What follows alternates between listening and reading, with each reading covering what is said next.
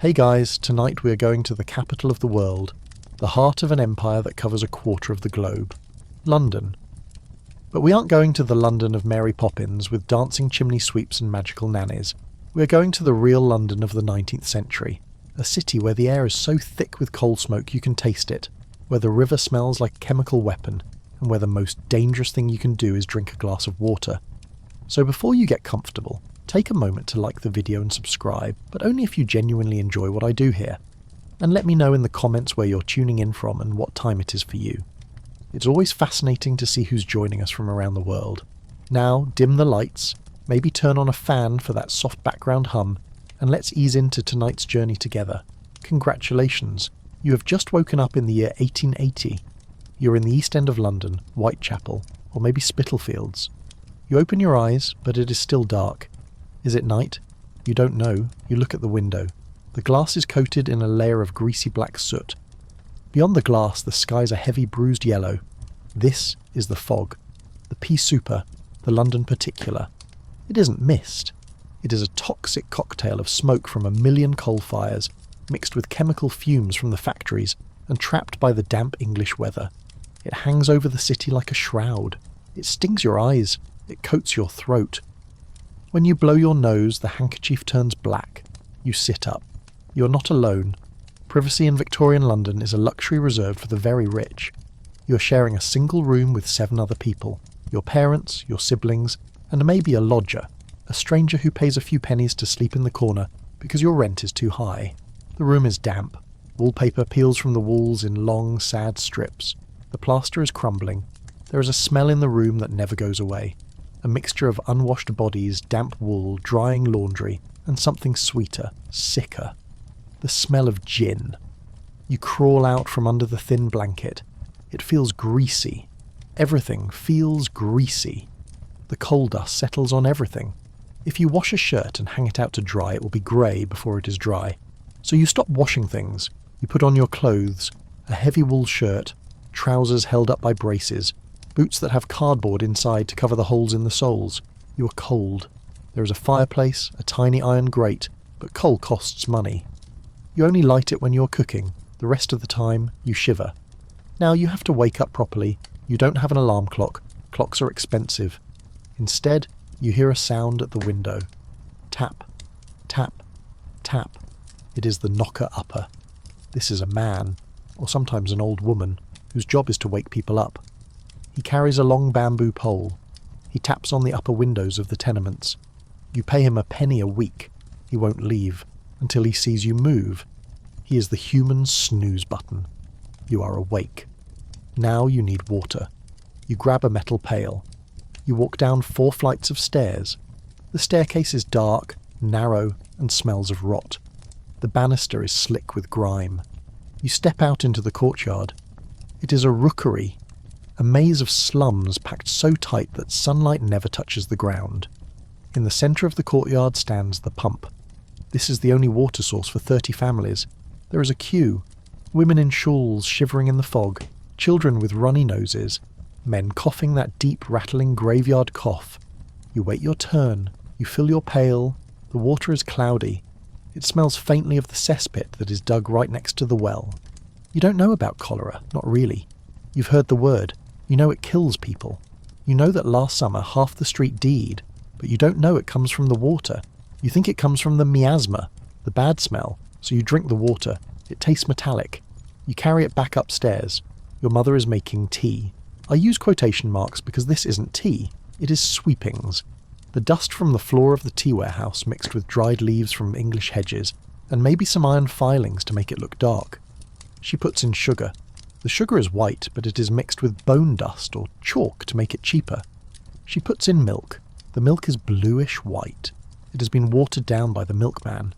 To make it look creamy again, he added a little bit of chalk and brains, sheep brains, mashed up. It creates a nice froth.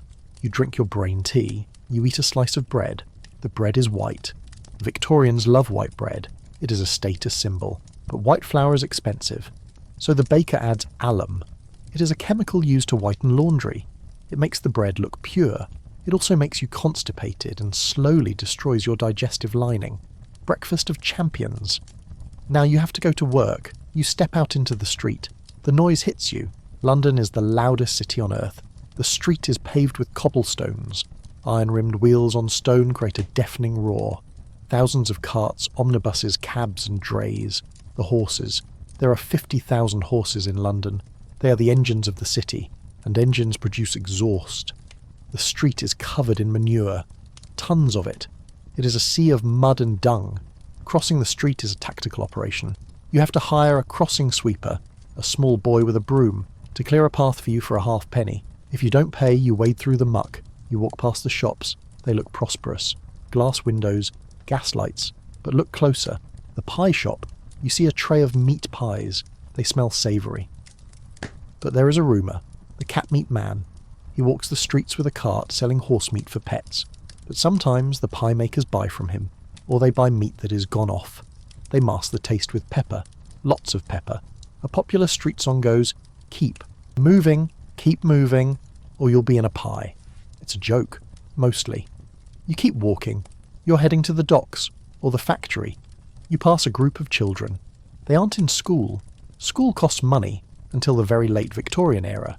They are mudlarks. They are heading to the River Thames. When the tide goes out, the river leaves behind a wide bank of mud. It is sewage mud. The children wade into it. They are looking for treasures.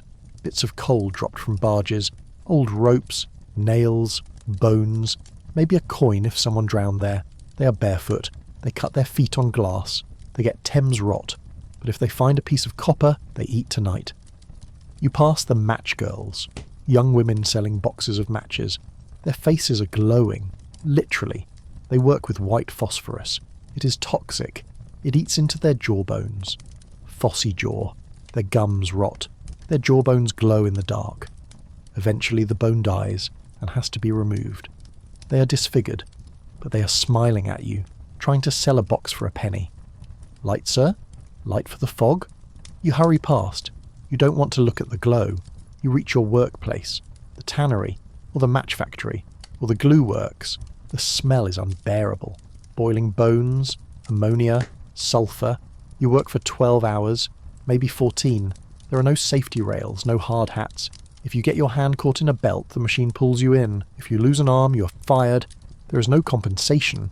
You become a beggar. You see the foreman. He's holding a cane. He hits a boy who's falling asleep at the loom. Wake up.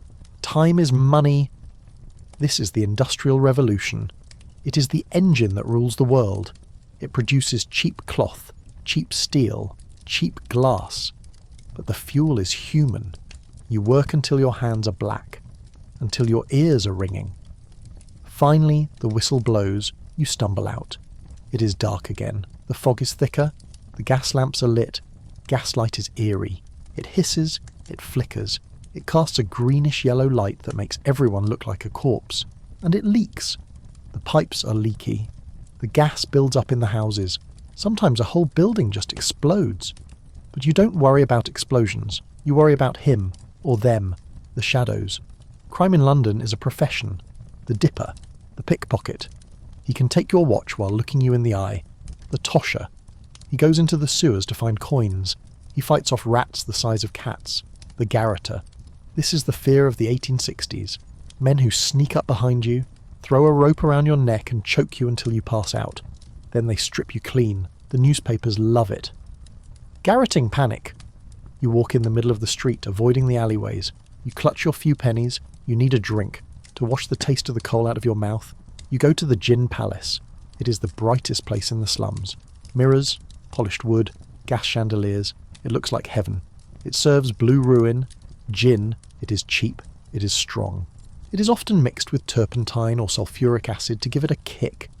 You see a sign above the bar, drunk for a penny, dead drunk for 2p, clean straw for nothing. This means if you pass out, they will throw you onto a pile of straw in the back. You see mothers giving gin to babies to quiet them. Mothers ruin. You drink. It burns. It makes the world look a little softer. The fog doesn't seem so cold. The smell doesn't seem so bad. You stumble home. You climb the stairs. You step over a neighbour sleeping on the landing. You enter your room. The fire is out. It is freezing. You lie down on the mattress. You can hear the rats in the wall, but you are alive. You survived the machine. But tomorrow is Sunday. And Sunday is different. Sunday is for God, and for the greatest show on earth, the cemetery. We're going to talk about the Victorian obsession with death, the mourning clothes, the black horses, the fear of being buried alive, and the overcrowding, because in London there is no room for the living, and there is definitely no room for the dead. We're going to visit the magnificent 7 cemeteries, and we're going to see what happens when the graves get too full. It is Sunday morning. The factory whistle is silent. The roar of the wheels has dulled to a low rumble. You might think this is your day off, a day to rest your aching back and scrub the coal dust from your pores. You would be wrong. In Victorian London, Sunday is not for resting, it is for respectability. You have to go to church, but first you have to look the part. You pull out your Sunday best. For a poor labourer, this is usually a single suit of black wool. You bought it second-hand or maybe third-hand from a rag fair dealer. It smells of mothballs and the previous owner. You put on a collar. It is separate from the shirt. It is made of linen, starched so stiff it feels like a piece of white cardboard. It digs into your neck. It chafes your skin raw. But you wear it because a man without a collar is a savage. You walk out into the street. The fog is still there, but today it is mixed with the sound of bells. Thousands of church bells ringing from every spire in the city. It is a wall of sound. You see your neighbours. They look different. The grime is scrubbed away, mostly. The women are wearing bonnets. The men are wearing bowler hats. But looking closer, you see the black armbands. You see the black ribbons. You see the women entirely covered in black crepe, a scratchy, dull silk that doesn't reflect light. This is the Victorian uniform. Mourning. Since Prince Albert died in 1861, Queen Victoria has turned the entire British Empire into a funeral parlour. She has worn black for decades. And because the Queen does it, everyone does it. Death in London isn't just a tragedy, it is a fashion statement, and it is a booming industry. You walk past a shop called Jay's Morning Warehouse on Regent Street. It is a department store dedicated entirely to grief. You can buy widow's weeds, you can buy half mourning, grey or purple, for when you're starting to feel a little better. You can buy jet jewellery made of fossilised coal. You can even buy black-edged stationery to write sad letters to your sad friends. If you don't wear the right mourning clothes, you're a social outcast. If your cousin dies and you wear a red dress, scandal. You might as well dance on the grave. But the obsession goes deeper. You arrive at the churchyard. It is an old city church, maybe St Bride's or St Clement Danes. The building is beautiful, but the ground is horrifying. London has been burying its dead in the same small patches of earth for 1,000 years. There is no room left. The ground level of the churchyard is 6 feet higher than the street. Why? Because it is packed with bodies. It is a lasagna of bones. You walk through the gate. The smell hits you. It isn't incense. It is cadaverous. A sickly sweet rotting smell that seeps up through the soil. The Victorians are terrified of this smell. They believe in miasma, the idea that bad smells cause disease, and they are partly right. These overcrowded graveyards are leaking into the water table. The dead are literally poisoning the living. Sometimes, the pressure of the gases building up in the coffins causes the ground to rumble. Sometimes, a grave actually explodes. It is a Gothic nightmare right in the middle of the city. Because of this, Parliament decided to close the city graveyards. They built the Magnificent 7. These are 7 massive private cemeteries built in the suburbs: Highgate, Kensal Green, Brompton.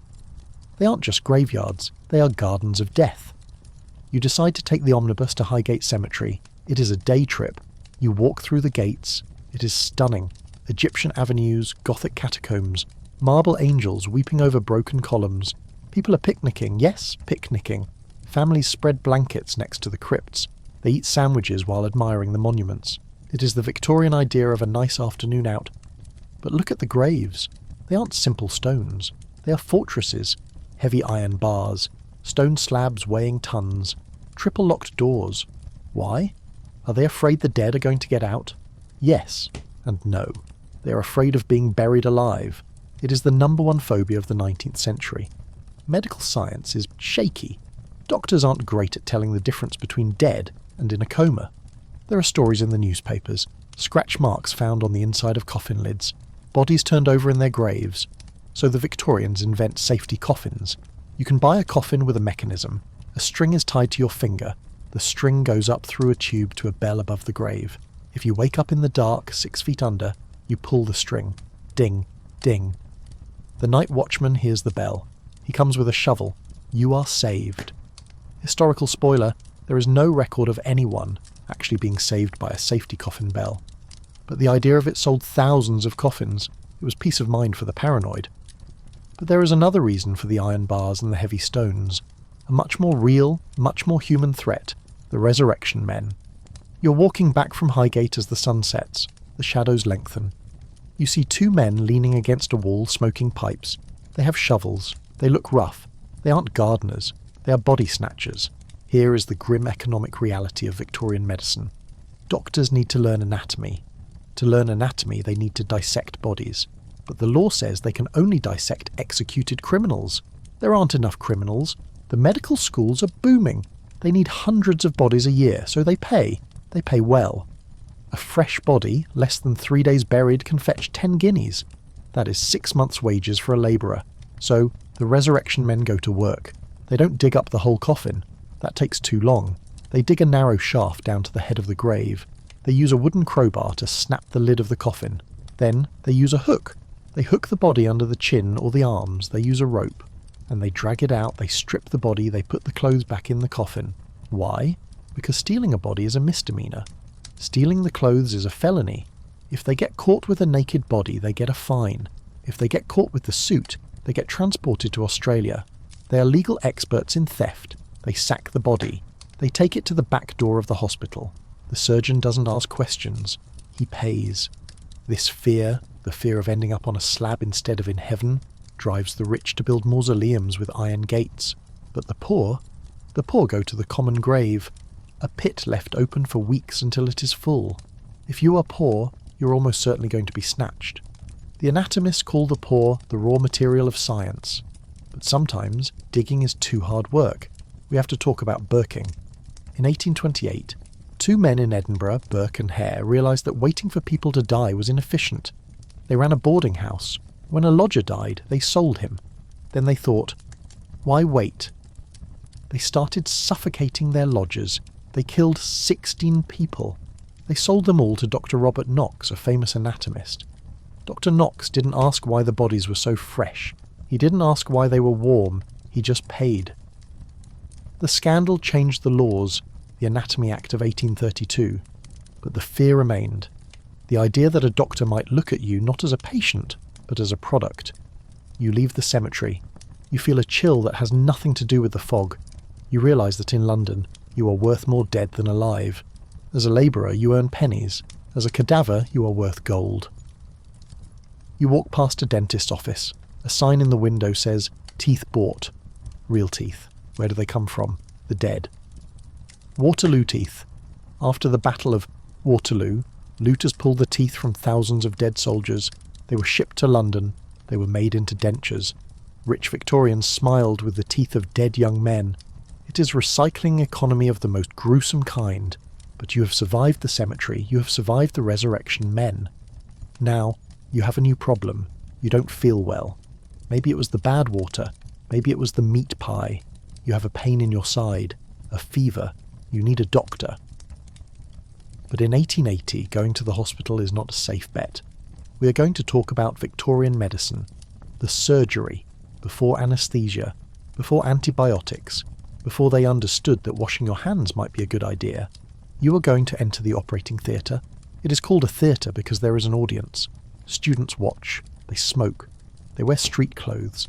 They are covered in the blood of previous patients. The surgeon enters. He's wearing an apron stiff with dried gore. He's proud of it. It shows he's busy. He sharpens his knife on his boot. Hold him down, he says.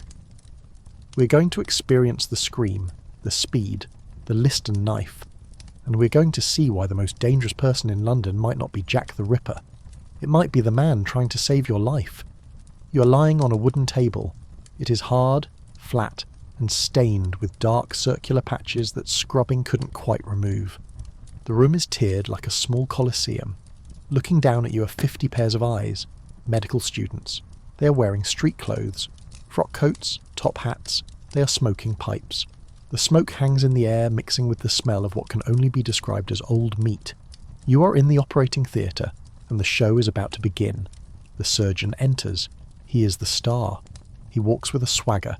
He's wearing an apron that was once white but is now a stiff, crusted map of his previous surgeries. He doesn't wash it. He is proud of it. The filthier the apron, the more experienced the doctor. It is a badge of honour. He rolls up his sleeves. He doesn't wash his hands. In fact, he might have just come from the autopsy room where he was dissecting a corpse. He wipes his hands on his trousers. "Time me, gentlemen," he announces. He pulls out a pocket watch and sets it on the side table. In 1880, anaesthesia exists. Ether and chloroform were discovered in the 1840s, but it is tricky. It is dangerous. If they give you too much, your heart stops. If they give you too little, you wake up screaming. And many older surgeons still believe that speed is safer than chemistry. They want to get in and get out before your body goes into shock. The surgeon picks up a knife. It is long, thin, and terrifyingly sharp. He holds it in his teeth while he tightens the tourniquet on your leg. This is the Robert Liston style of surgery. The fastest knife in the West End. Liston could amputate a leg in 28 seconds. He moved so fast that once he accidentally cut off the fingers of his assistant who was holding the leg. He also slashed the coat of a spectator. The patient died of gangrene. The assistant died of gangrene. The spectator died of shock. It was the only surgery in history with a 300% mortality rate. You are praying for that kind of speed. The knife flashes. You feel a pressure. Then a burning. The students lean in. They are betting on the time. 30 seconds! 40! The bone saw grates. It is a sound you feel in your teeth. And then it is done. The limb is tossed into a box of sawdust under the table. The surgeon grabs a needle and thread, which he had tucked into his lapel like a tailor, and starts sewing. You're alive. You're groggy from the chloroform rag they slapped over your face. You're carried to the ward. But your fight has just begun, because now you face the hospital gangrene. The ward is crowded, beds are inches apart, the windows are closed to keep out the miasma, the air is stagnant. A nurse comes to change your dressing. She carries a bucket of water and a sponge, the ward sponge. She uses it to wipe the pus from the patient in the next bed. He has erysipelas, a nasty skin infection. She rinses the sponge in the bucket. The water turns cloudy. Then she comes to you. She uses the same sponge on your fresh, open wound. She's delivering millions of bacteria directly into your bloodstream. In 1880, Joseph Lister is shouting about carbolic acid. He's begging doctors to sterilise their instruments. He's spraying antiseptic mist into the air. But the old guard hates him. They say it is nonsense. They say the mist hurts their eyes. They say gentlemen do not have germs. So you lie there, watching the red lines creep up your leg. You get a fever. You start to hallucinate. This is surgical fever. It kills more people than the knife ever did. Hospitals in the Victorian era were known as houses of death. You are statistically safer having surgery on your kitchen table than in a hospital. But let's say you are lucky. You have a strong constitution. You survive the sponge. You're discharged. You go home. You're in pain. You need medicine. You don't go to a doctor. You can't afford another one. You go to the chemist or the corner shop. Victorian medicine is the Wild West. There are no regulations. Anyone can mix anything in a bottle and sell it as a cure. You buy a bottle of chlorodyne. The label says it cures coughs, colds, cholera, diarrhea, and bronchitis. What is in it? Chloroform, cannabis, and morphine. You drink it. The pain goes away. The world feels soft and fuzzy. You feel great. You have just taken a speedball of narcotics. Or maybe you buy Mrs. Winslow's soothing syrup. It is marketed for teething babies, for the restless child. Mothers love it. The baby cries. You give it a spoonful. The baby stops crying. The baby goes to sleep. Why? Because the syrup is full of morphine and alcohol. You're drugging your child into a coma. Thousands of babies died from narcotic poisoning. They simply stopped breathing in their cribs. But the mothers didn't know. They thought it was a miracle cure. Addiction is rampant. You see laudanum bottles in every household. It is a tincture of opium dissolved in alcohol. It is cheaper than beer or gin.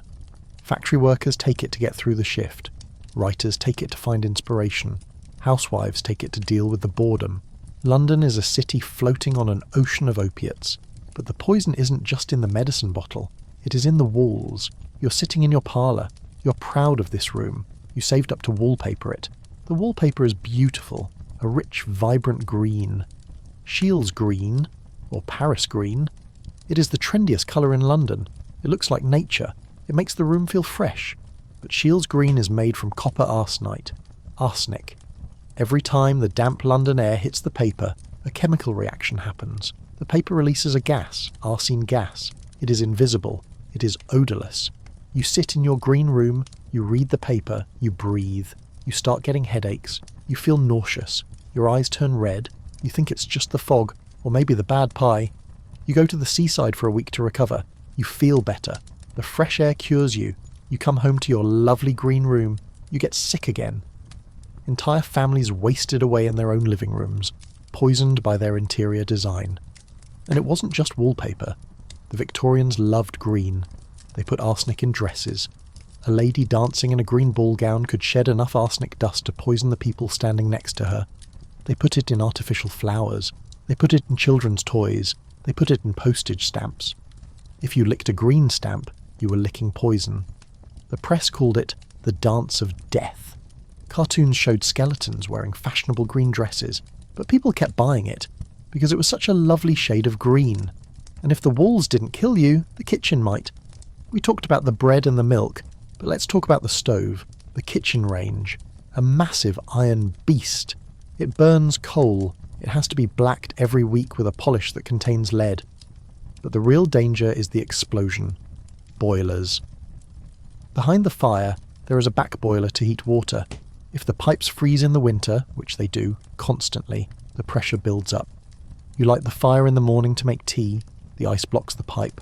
The steam has nowhere to go. Boom. The stove explodes. Shrapnel flies through the kitchen. It was a common cause of death for domestic servants. The exploded cook was a tragic cliché of the era.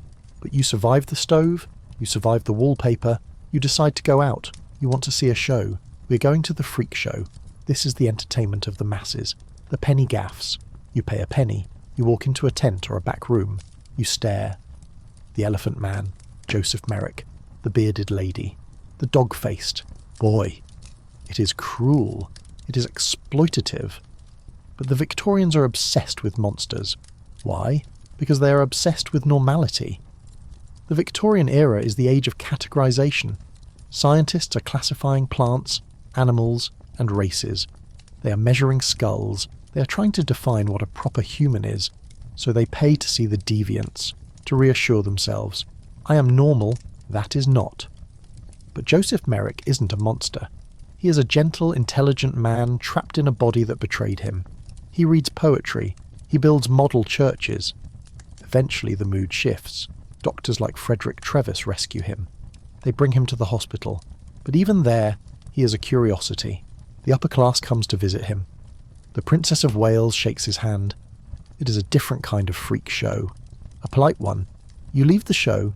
You feel a little dirty, a little sad. You walk toward the river, the Thames, the Great Stink. In the summer of 1858, it was so bad that Parliament had to soak their curtains in chloride of lime just to stop from vomiting during debates. The river is a thick black sludge. It is the toilet for 3 million people. But it is also the workplace for thousands. We mentioned the mudlarks. But let's talk about the toshers. These are the sewer hunters. They enter the sewers at low tide. They carry lanterns strapped to their chests. They carry long poles with a hoe on the end. They walk miles underground in the dark, wading through raw sewage. They are looking for tosh, copper, coins, silver spoons that were washed down the sink. They are a secret society. They know the tunnels better than the engineers. They fight off rats. And the rats here are bold. They attack in packs. A tosher's legs are covered in scars. But a tosher can make a good living. He might find a gold ring, or a sovereign. He emerges from a drain pipe at dawn, covered in muck but holding a piece of gold. He washes it off in the river, which isn't much cleaner. He sells it. He is the ultimate recycler. But there is one danger in the sewers that you can't fight with a hoe. The fire damp, methane gas. If a tosher's lantern hits a pocket of gas, boom, he is buried alive in waste. You walk along the embankment. This is a new marvel. A stone wall built to hold back the river. Inside it runs the new sewer system built by Joseph Bazalgette. It is the greatest engineering project of the century. It saves London. It stops the cholera. You look at the gas lamps reflecting on the black water. You see a shadow move. It is a woman. She's climbing onto the railing of the Bridge of Sighs, Waterloo Bridge. It is the place where the fallen women go. Suicide is an epidemic in London. Poverty, shame, ruin. If a girl gets pregnant out of wedlock, she is fired. She's kicked out of her lodgings. She has nowhere to go. The river is the only exit. Thomas Hood wrote a poem about it. One more unfortunate, weary of breath, rashly importunate, gone to her. Death! You shout. She looks at you. Her face is pale in the gaslight. She jumps. The splash is swallowed by the fog. You run to the edge. You see nothing. Just the black water swirling. There is no police boat. There is no rescue. She's just another statistic. One of the thousands who disappear into the Thames every year. You walk away, shaking. You need to get away from the death. You decide to go to the music hall. This is the antidote to the misery. The halls. It is loud. It is raucous. It is the birthplace of modern pop culture. You pay your sixpence. You get a seat in the gallery. The chairman bangs his gavel. Ladies and gentlemen, the acts come out. Singers, jugglers, comedians. Make no mistake, the comedy is dark. They sing about poverty. They sing about nagging wives and drunk husbands. They sing about the rent collector. My old man said follow the van and don't dilly-dally on the way. It is a song about being evicted, about having to move your furniture in the middle of the night so the landlord doesn't catch you. The crowd roars with laughter. They know it. They have lived it. It is gallows humour. Laughing at the tragedy, because if you don't laugh, you will cry. You drink your beer. You sing along. You feel a sense of community. You're all in this together.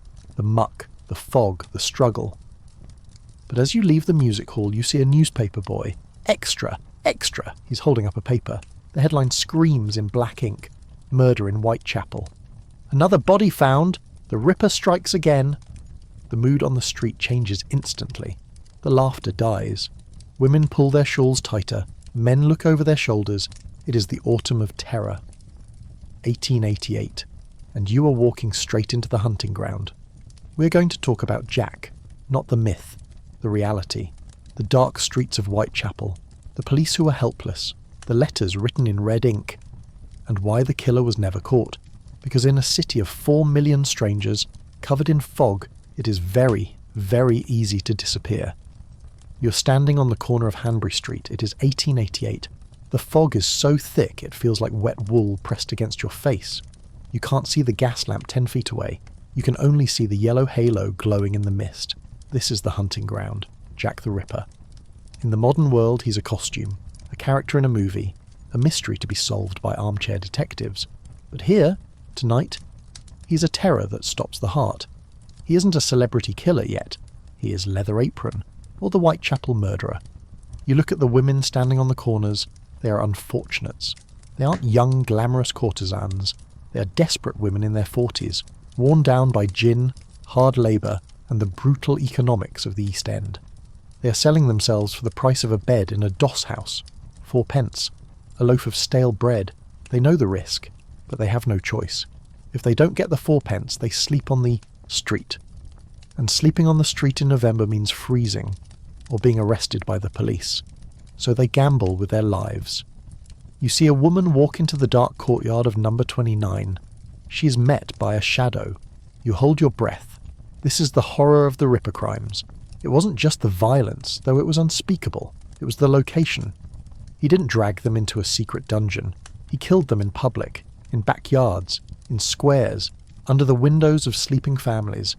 He killed Catherine Eddowes in Mitre Square, a place patrolled by police every 15 minutes. He did it in the dark, in silence, and vanished before the beat cop turned the corner. It felt like magic. Evil magic. The police are helpless. They have no fingerprint technology, no DNA, no radios. They rely on eyewitnesses, people who saw a man in a dark coat. In London, that's half the population. They bring in bloodhounds, Barnaby and Burgo. They trot them around the parks. It's a publicity stunt. The dogs get lost in the smog. The Queen writes a letter. Why can't you catch him? The newspapers go wild. They receive letters. Dear Boss, signed Jack the Ripper. Most of them are fakes written by journalists to sell papers, but the name sticks. Vigilance committees form. Local tradesmen patrol the streets with clubs and whistles. They wear heavy boots. They are angry. They stop anyone carrying a black bag. If you're a doctor or a butcher or a Jew, you are a suspect. Mobs chase innocent men down the street. He looks like a ripper. It is a mass hysteria. But the most terrifying part, the silence. Jack stops. After Mary Kelly, the worst, most brutal murder committed inside a room, he vanishes. Did he die? Did he go to an asylum? Did he move to America? We don't know. The fog swallows him up, and life goes on. The women go back to the corners. The markets reopen.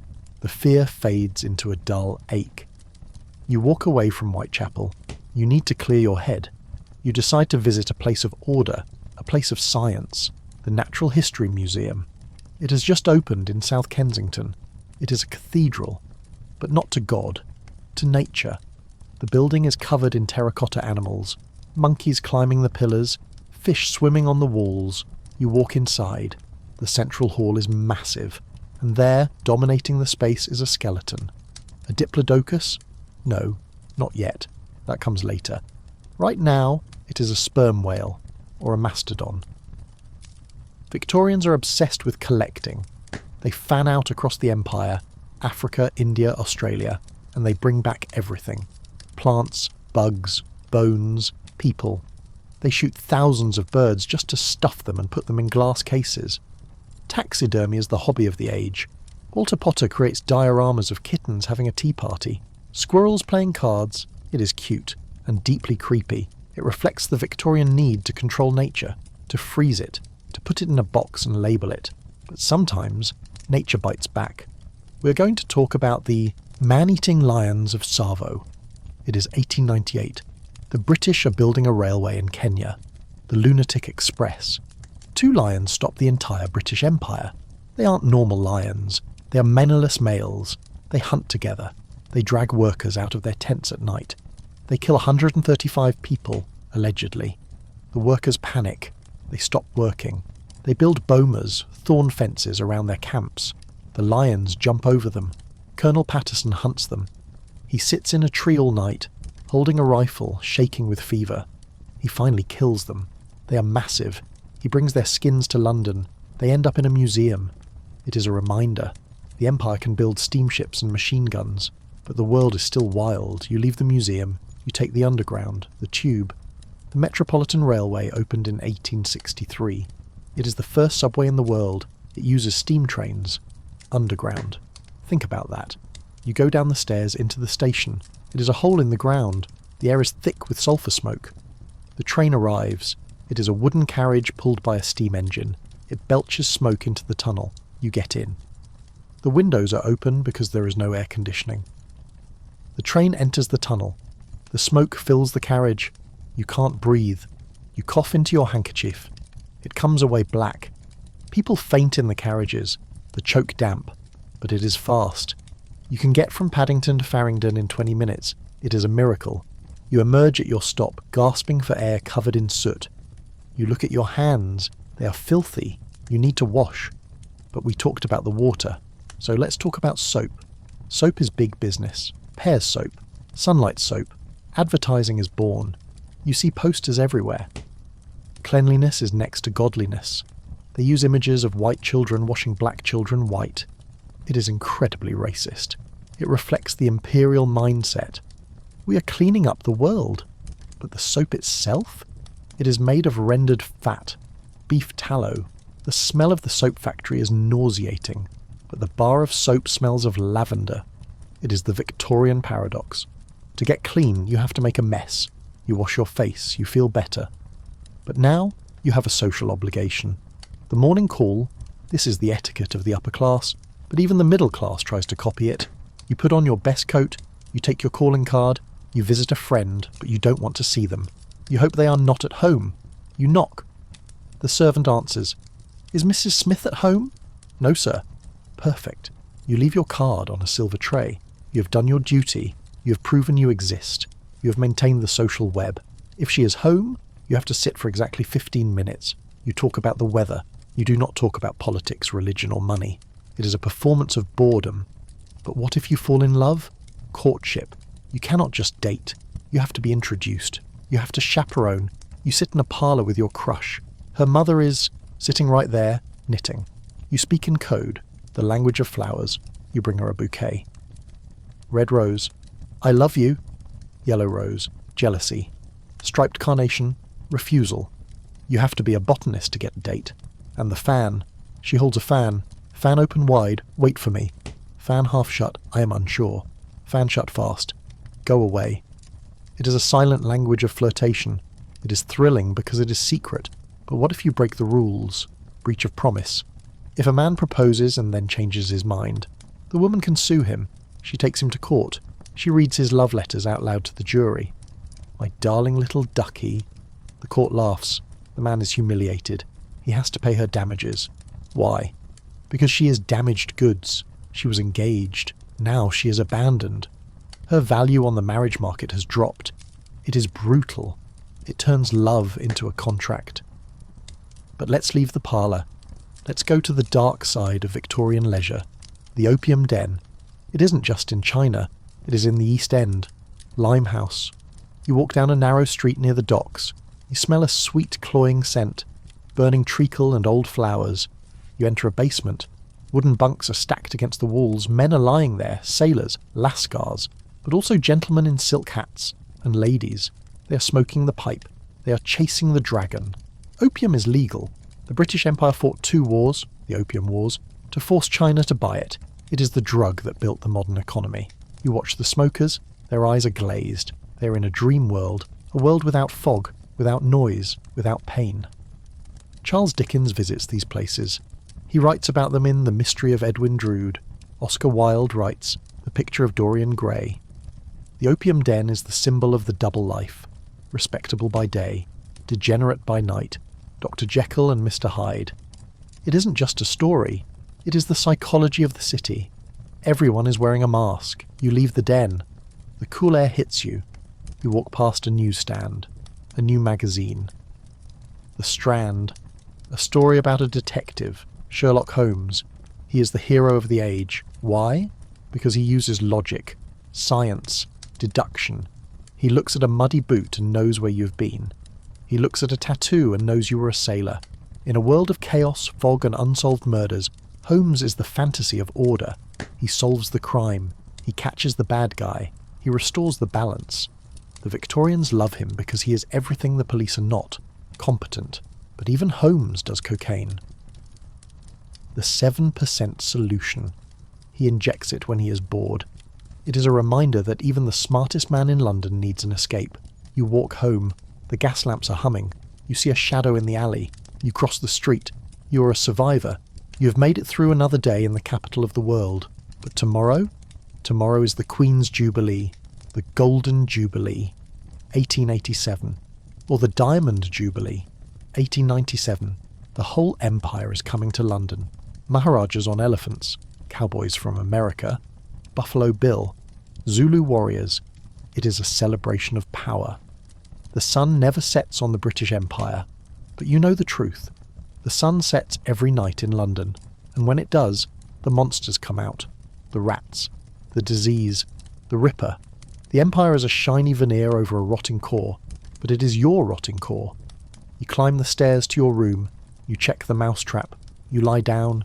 You dream of blue skies, of clean water, of a world where the air doesn't taste like coal. You dream of the future. You dream of us.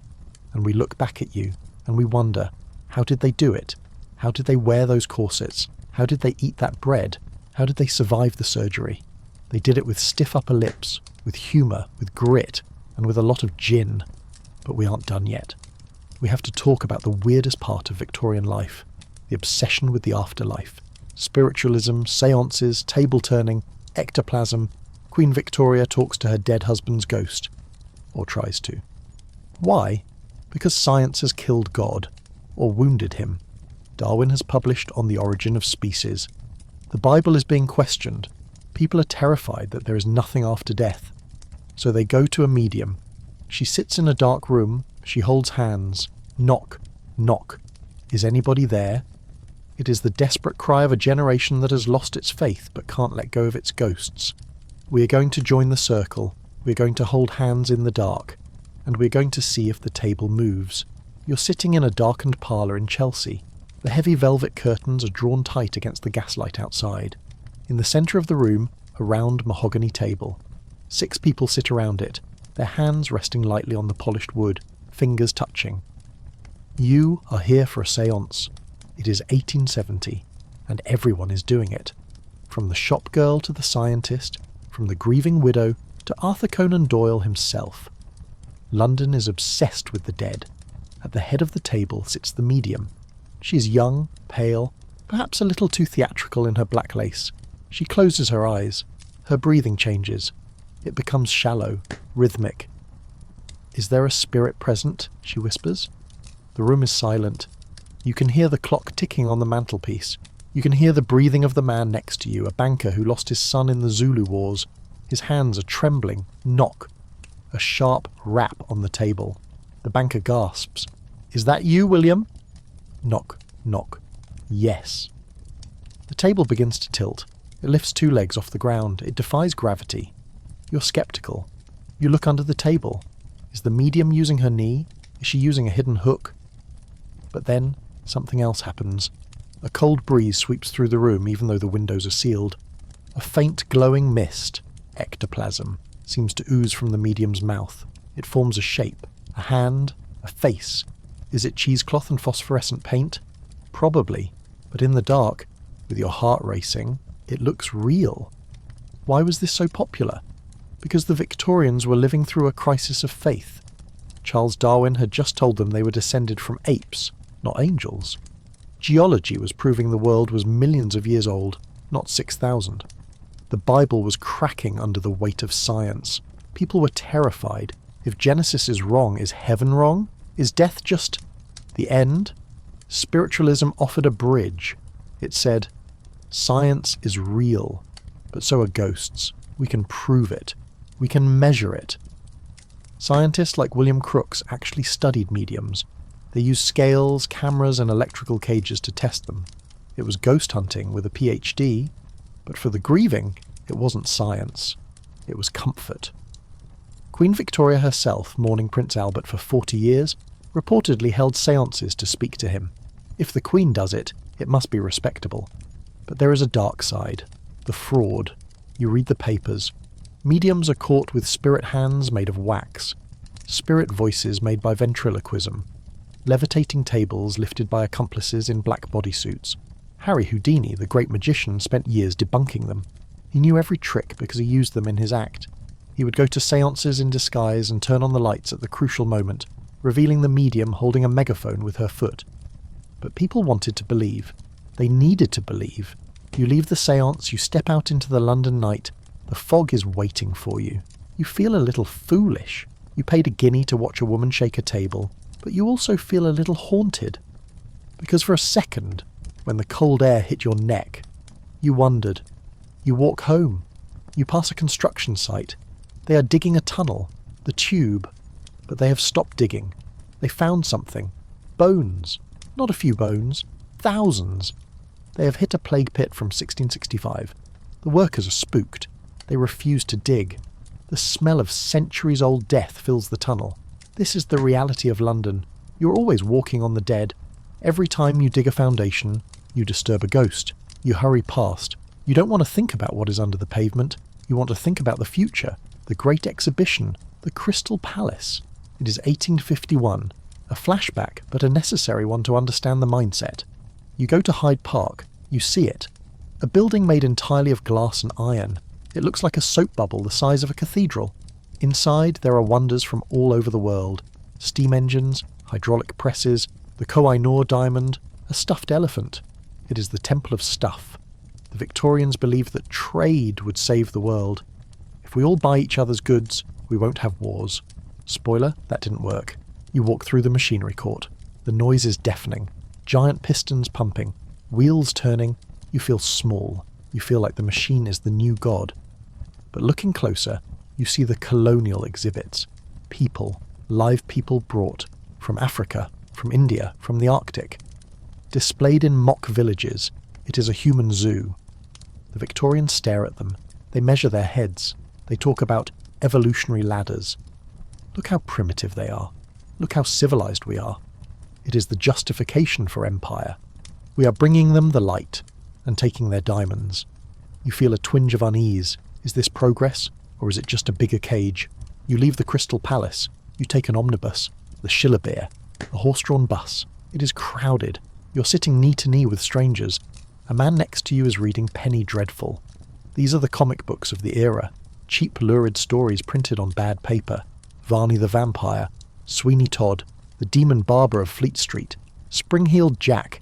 They cost a penny. The youth are addicted to them. The moralists panic. These books are corrupting the youth. They glorify violence. Sound familiar?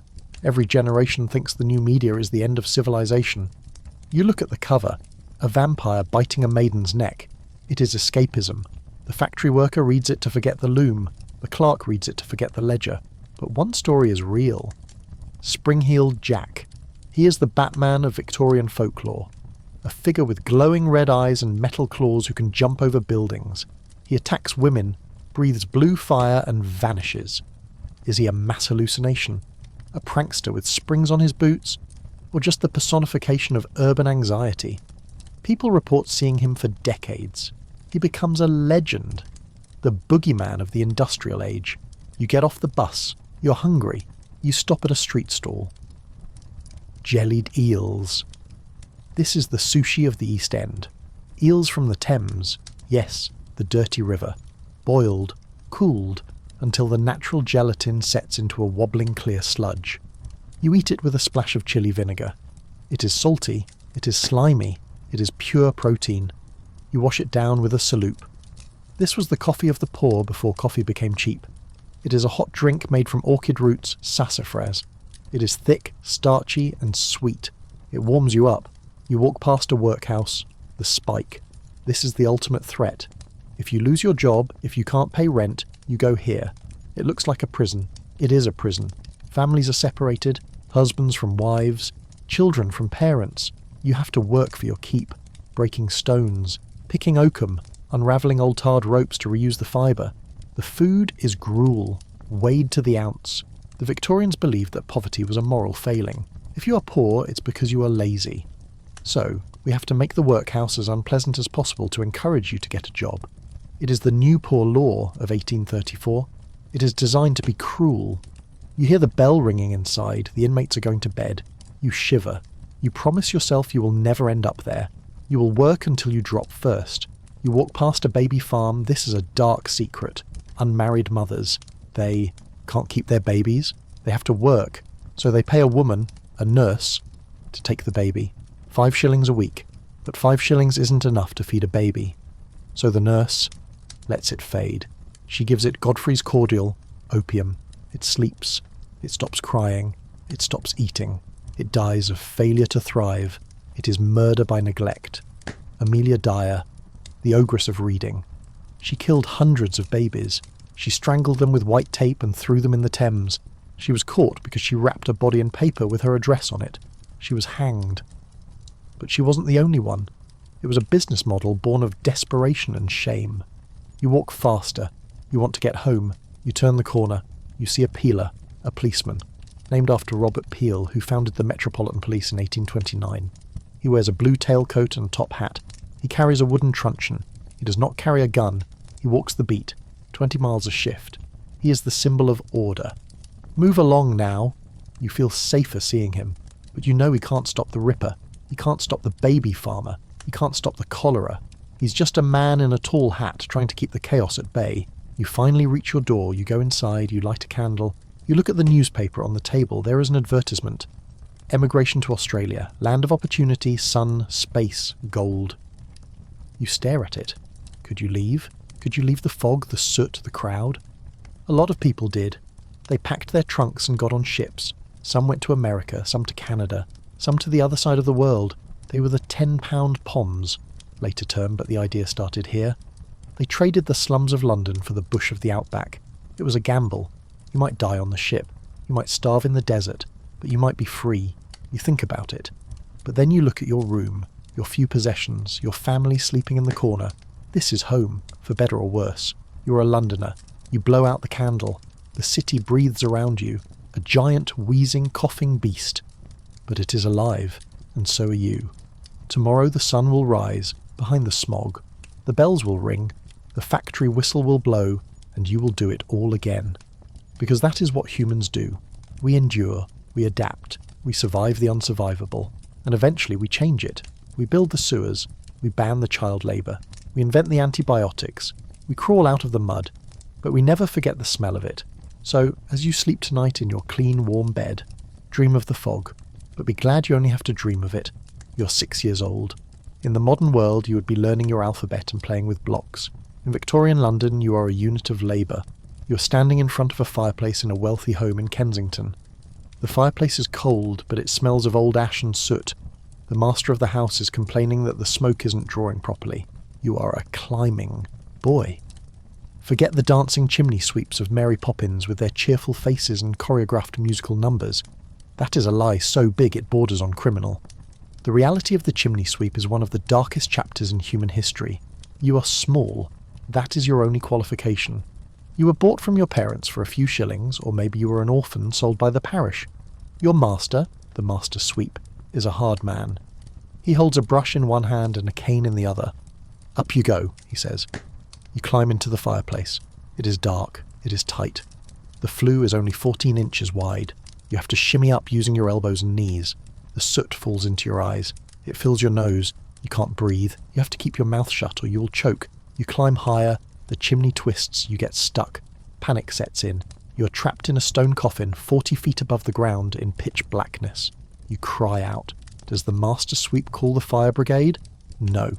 He lights a small fire in the grate below you. Heat will make him move, he says. You scramble up, terrified of the heat, scraping your skin raw against the bricks. You reach the top. You stick your brush out of the chimney pot to prove you made it. You take a breath of the foggy London air, then you have to slide back down. Your knees are covered in calluses, your lungs are black, and there is a specific disease waiting for you. Chimney sweep's cancer. The soot collects in the folds of the skin. It causes tumours. It is a slow, painful death. And you're doing this so a rich family can have a nice fire in their drawing room without smoke getting in their eyes. Parliament tried to ban it. They passed laws, the Climbing Boys Act, but people ignored it. They liked their clean chimneys too much. It wasn't until 1875, almost the end of the era, that it truly stopped. But maybe you aren't a sweep. Maybe you work in the mill. You're in a cotton factory in Manchester or East London. The noise is deafening. The mules, giant spinning machines, move back and forth like iron monsters. You're a piecer. Your job is to lean over the spinning machine and tie broken threads together. You have to do it while the machine is moving. If you're too slow, the machine takes your finger. Or you are a scavenger. You're tiny. You have to crawl under the machine while it is working to sweep up the cotton dust. The heavy iron carriage rolls over your head. You have inches of clearance. If you stand up too soon, we won't describe it. But it happened. Every day. The air in the factory is filled with cotton fly, microscopic fibres. You breathe them in. By the time you're 20, you have byssinosis, brown lung. You cough up cotton balls. You suffocate slowly, but you keep working, because if you stop, the family starves. This is the engine of the empire. The cheap cotton shirts sold in India, the lace curtains in American windows, they are all made by children crawling in. The dust. But let's leave the factory. Let's go to a place that seems safer. The home. Domestic service. If you are a girl in Victorian London, this is your destiny. Being a servant. It sounds nice. A roof over your head. Food. A uniform. But the reality is the maid of all work. You're 15. You work for a lower middle class family. A clerk and his wife who want to look rich but can only afford one servant. That servant is you. You wake up at 5 a.m. You have to light the fires. You have to heat the water. You have to black the stove. You have to scrub the front step, the donkey stone. This is a soft stone used to scrub the front doorstep until it is blindingly white. It is a status symbol. If your step is dirty, the neighbours gossip, so you spend hours on your knees in the freezing cold scrubbing stone. Your hands are red and cracked from soda, washing soda. Your knees are swollen, housemaid's knee. You cook the breakfast, you serve it, you wait while they eat. You eat the leftovers standing up in the kitchen, then you do the laundry, then the shopping, then the cleaning. You go to bed at 11 or a PM. You sleep in the attic or under the stairs, and you are lonely. You're not allowed to have followers, boyfriends. You get 1 half day off a month. You're a prisoner in someone else's house, and if the master takes a liking to you. This is the silent tragedy of the Victorian home. The upstairs-downstairs dynamic wasn't always a romance. It was often predation. If you get pregnant, you're fired without a reference. You end up on the street. You end up on the bridge.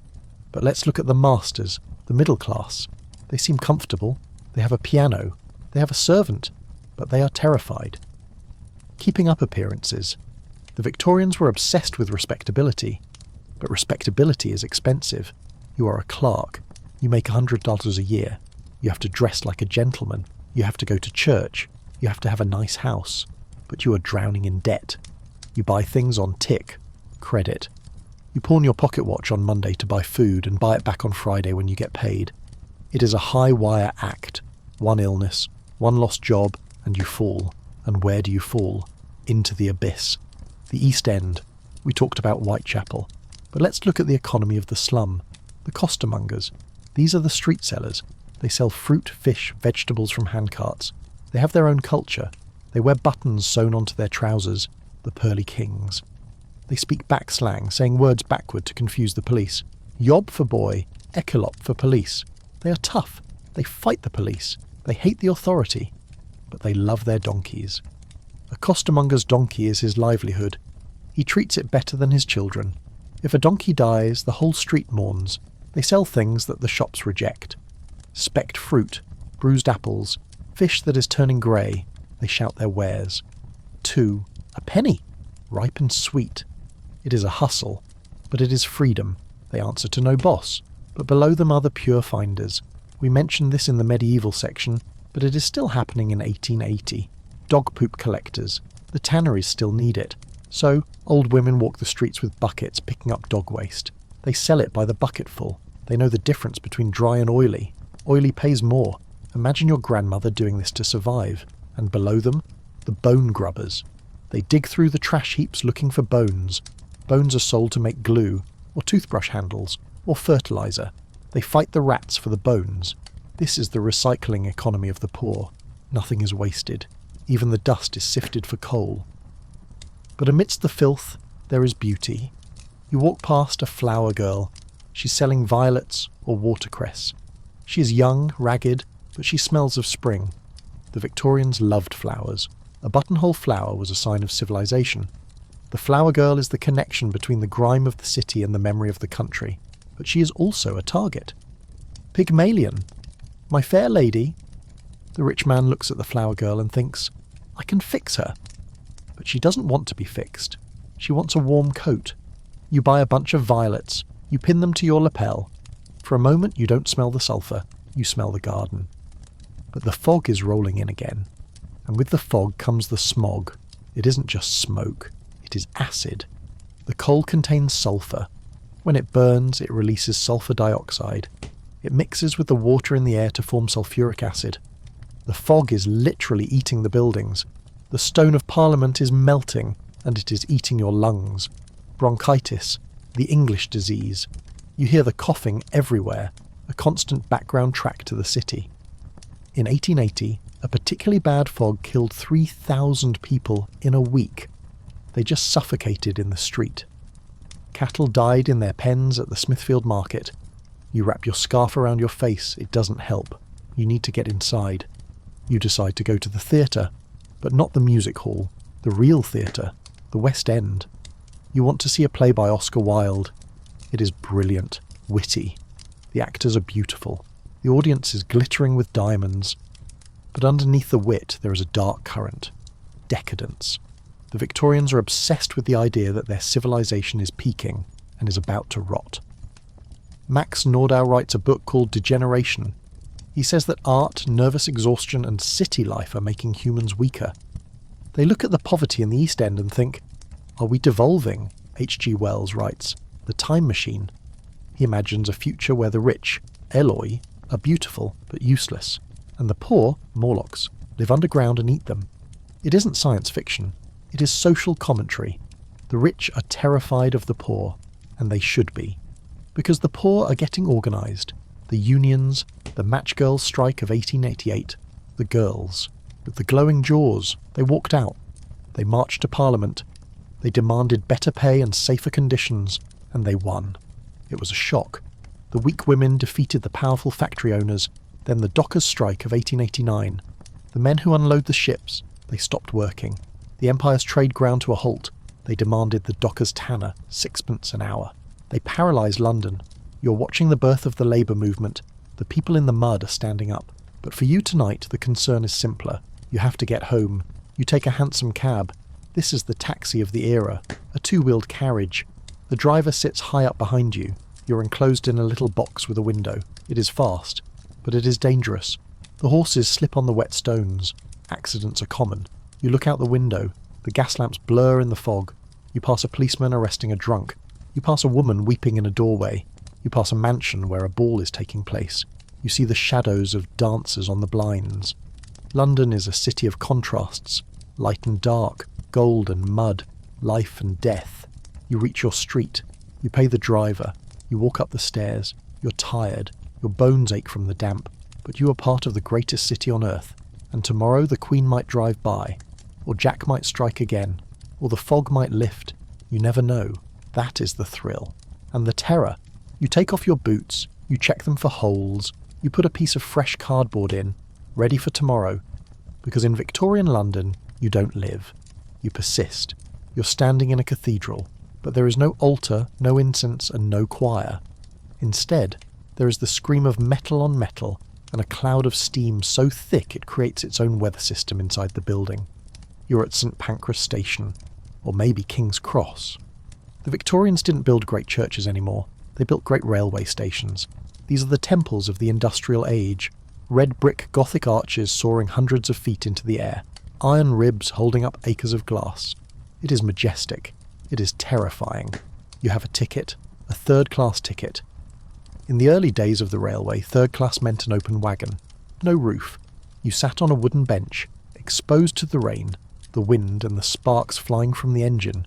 If the train went through a tunnel, you had to crouch down and hold your breath or be suffocated by the smoke. But by 1880 things have improved. You have a roof, but you don't have upholstery. You're jammed onto a wooden bench with 20 other people. It smells of wet wool, livestock. Farmers often brought chickens or geese in baskets, and tobacco. The whistle blows, a sound that didn't exist 100 years ago. A shriek that signals the conquest of nature. The train jerks forward. To a modern human, 30 or 40 miles per hour is slow. To a Victorian, it is light speed. People were genuinely afraid that the human body couldn't handle the speed. Doctors warned that travelling at 50 mep would cause your uterus to fly out, or your eyes to be pressed into your skull, or your brain to liquefy. They called it railway madness. You look out the window, the city blurs, the telegraph poles flick past like the ticking of a metronome. This is the annihilation of space.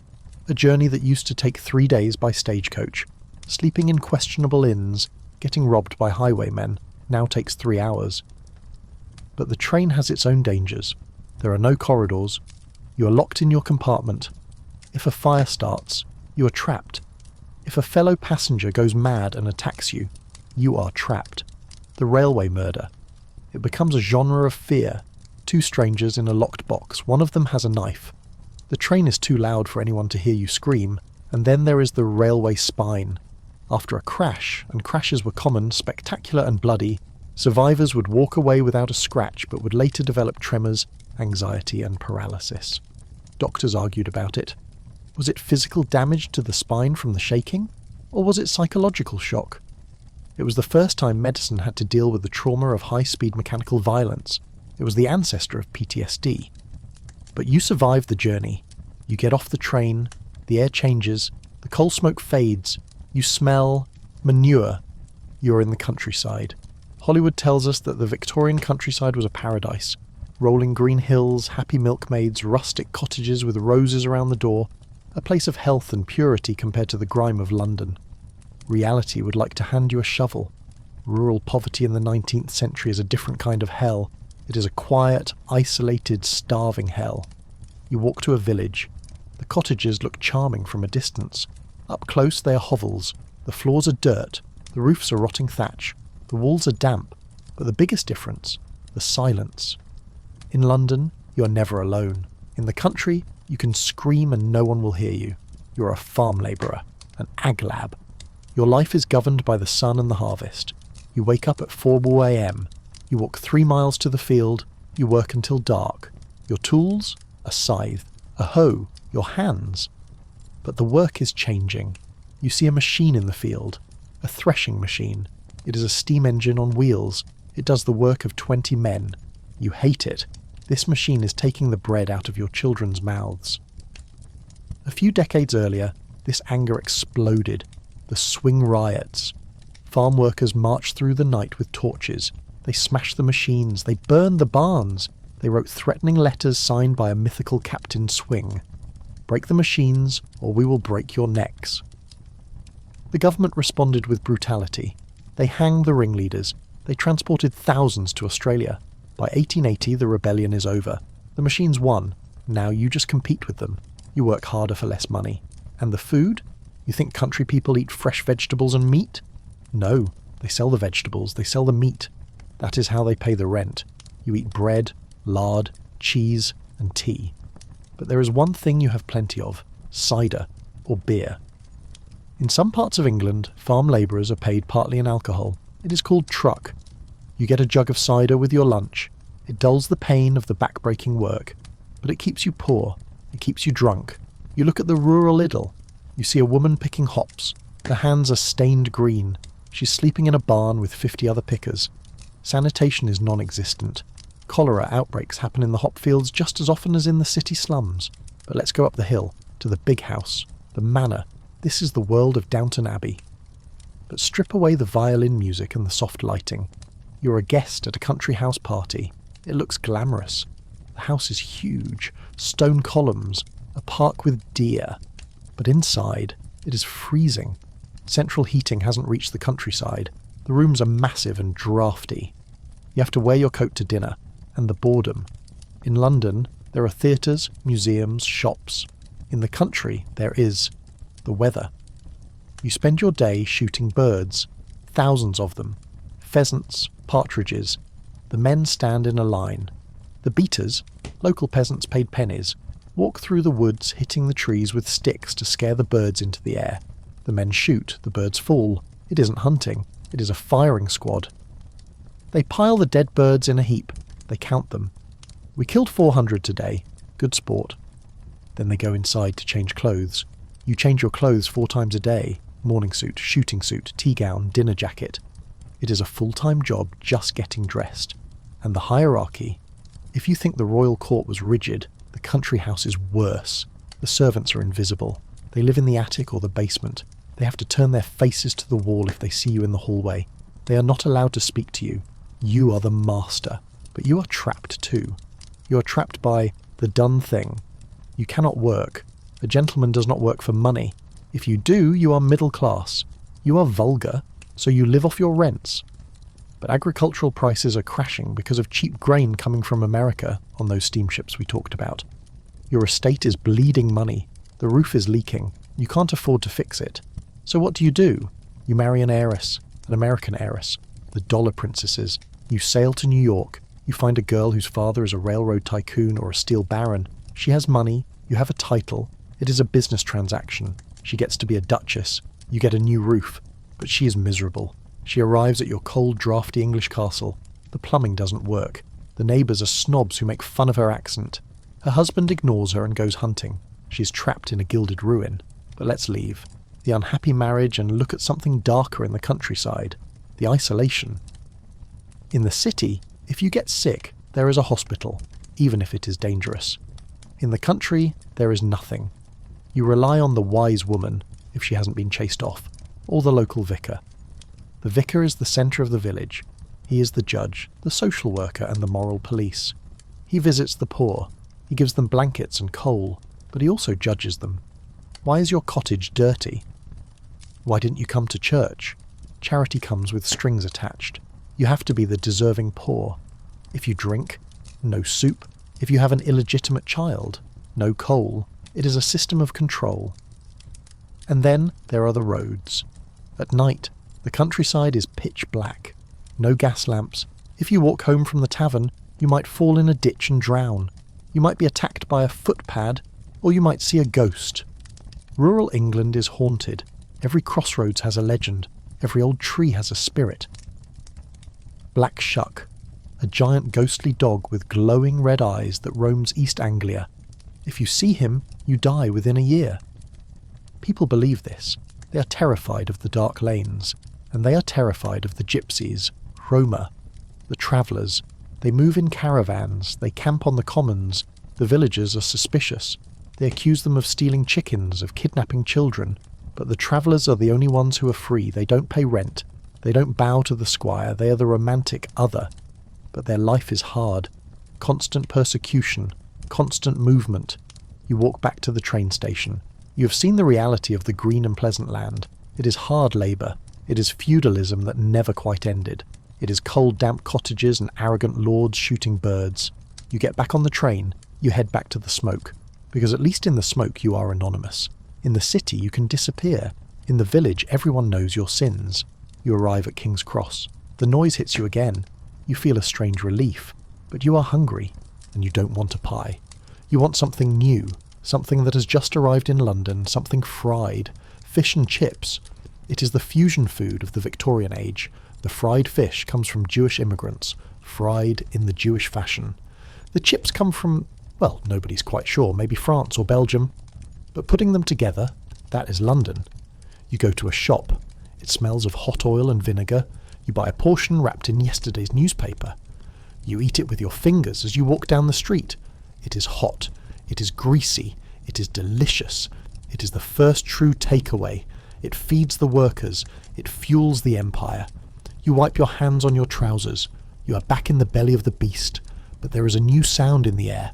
Not just the trains. Music. Barrel organs. Street musicians. Hurdy-gurdies. They play popular tunes. Daisy. Daisy. People are singing. Despite the fog. Despite the poverty. There is a culture here. A culture of resilience. But tomorrow you have to go to a place that tests that resilience to the breaking point. We are going to the school. Not Hogwarts, the Victorian board school, the ragged school. We are going to see what it was like to be a child who wasn't a chimney sweep, but who had to sit in a room with 60 other kids and learn the 3 R's under the threat of the cane. We are going to talk about the discipline, the ink stains, the dunce cap, and why education was seen not as a right, but as a way to keep you from stealing. You are 10 years old. It is 1885. The government has just decided that maybe, just maybe, children shouldn't be working in coal mines all day. They should be in school. So you are sitting in a classroom. It is a large, high-ceilinged room with windows so high up you can't see out of them. This is intentional. The architects don't want you getting distracted by looking at a bird or a cloud.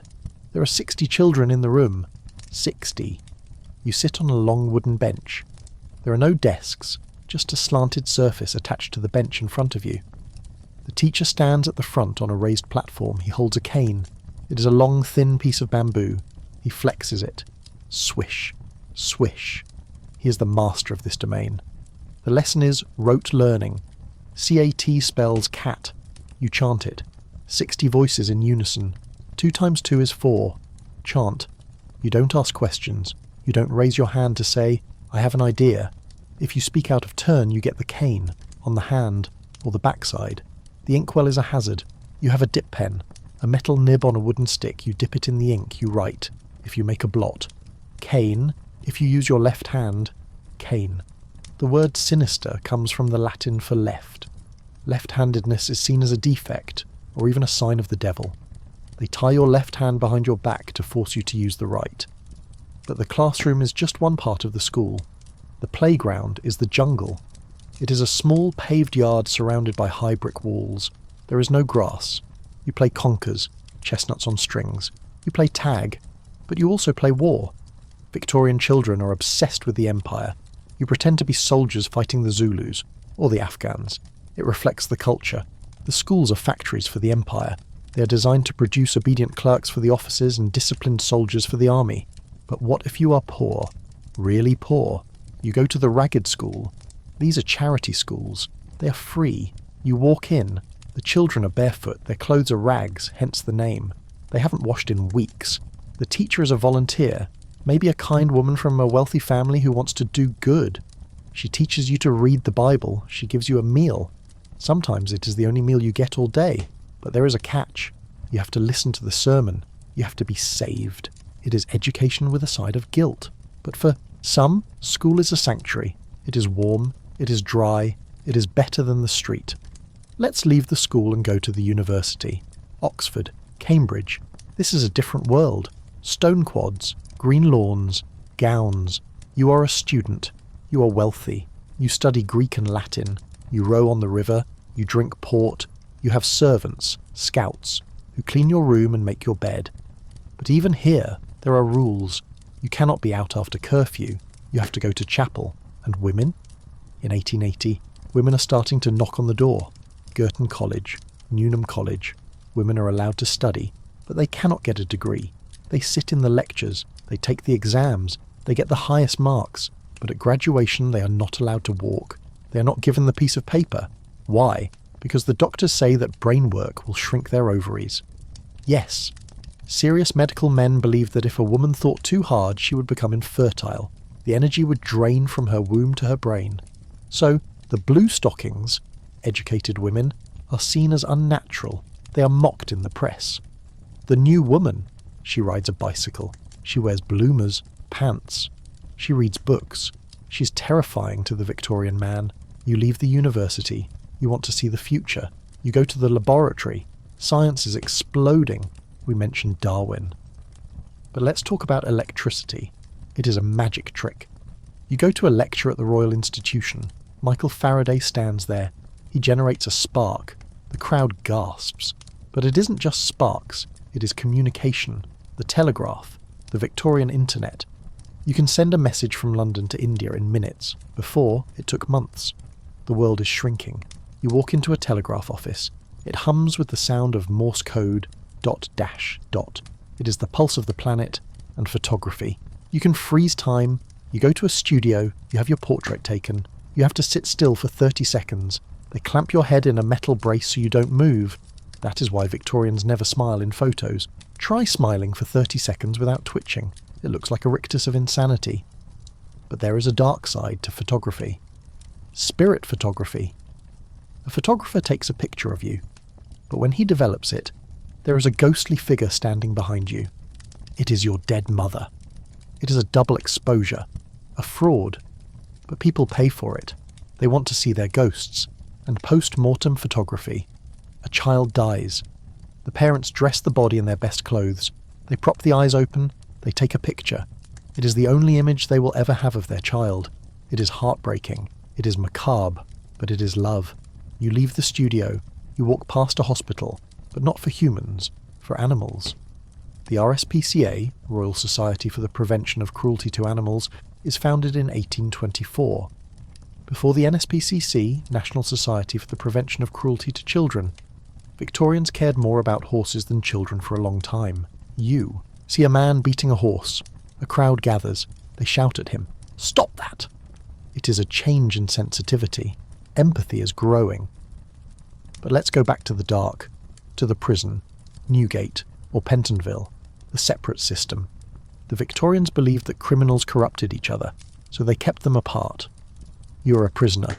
You wear a mask when you leave your cell so no one can see your face. You sit in a chapel with wooden dividers so you can only see the priest. You are alone, for years. It drives men mad. And the treadmill, a giant wheel. You step on it. It turns. It grinds grain, or it grinds nothing. Grinding the wind. You walk thousands of feet a day, going nowhere. It is pointless labour designed to break the spirit. Oscar Wilde goes to prison. Reading Jail, he writes De Profundis. He writes the ballad of Reading Jail, and all men kill the thing they love. He enters as a celebrity. He leaves broken. He dies in exile in Paris. The Victorian era builds you up and it tears you down. You walk away from the prison. You need a drink, but not gin.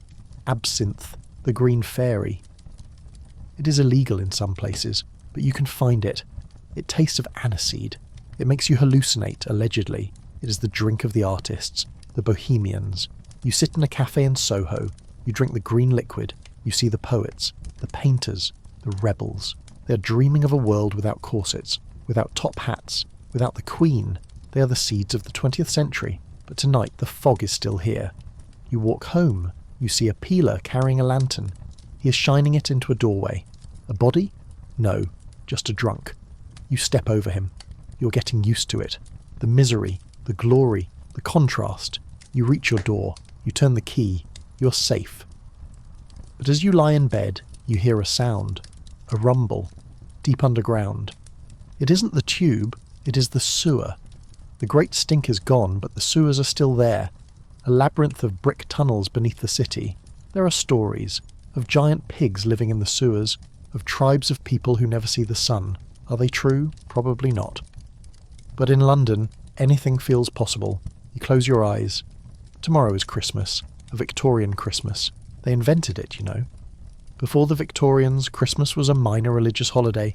Then came Dickens, a Christmas carol. Then came Prince Albert. He brought the Christmas tree from Germany. Suddenly everyone wants a tree. Everyone wants a turkey. Everyone wants goodwill to all men, even if they don't practice it. You dream of a goose, of a pudding flaming with brandy. It is a nice dream. But tomorrow you will probably just have bread and tea, and that will have to be enough. We are almost done. We have seen the city from the sewer to the spire, but we have one more journey. We are going to go to the sea, not the docks, the resort, Brighton, Blackpool, the Wakes Week. The factory closes for a week. You get on a train. You go to the beach. You see the ocean for the first time. It is grey. It is cold. But it is vast. You walk on the pier. You eat cockles. You ride a donkey. You see a bathing machine. A wooden hut on wheels. You get in. You change into your swimsuit. Wool covers everything. A horse pulls the hut into the water. You open the door. You jump in. You can't swim. You bob around. Dipping. It is freezing. But it is freedom. You look at the horizon. You see a steamship. It is going to America or Australia. You wonder, could you go? Maybe. But for now you buy a stick of rock candy. It says Brighton all the way through. It is pure sugar and red dye. It tastes like holiday. You get back on the train. You go back to the smoke. But you have a memory of salt air, of open space. It keeps you going through the winter. You are a Victorian. You're tough. You are sentimental. You are hypocritical. You are innovative.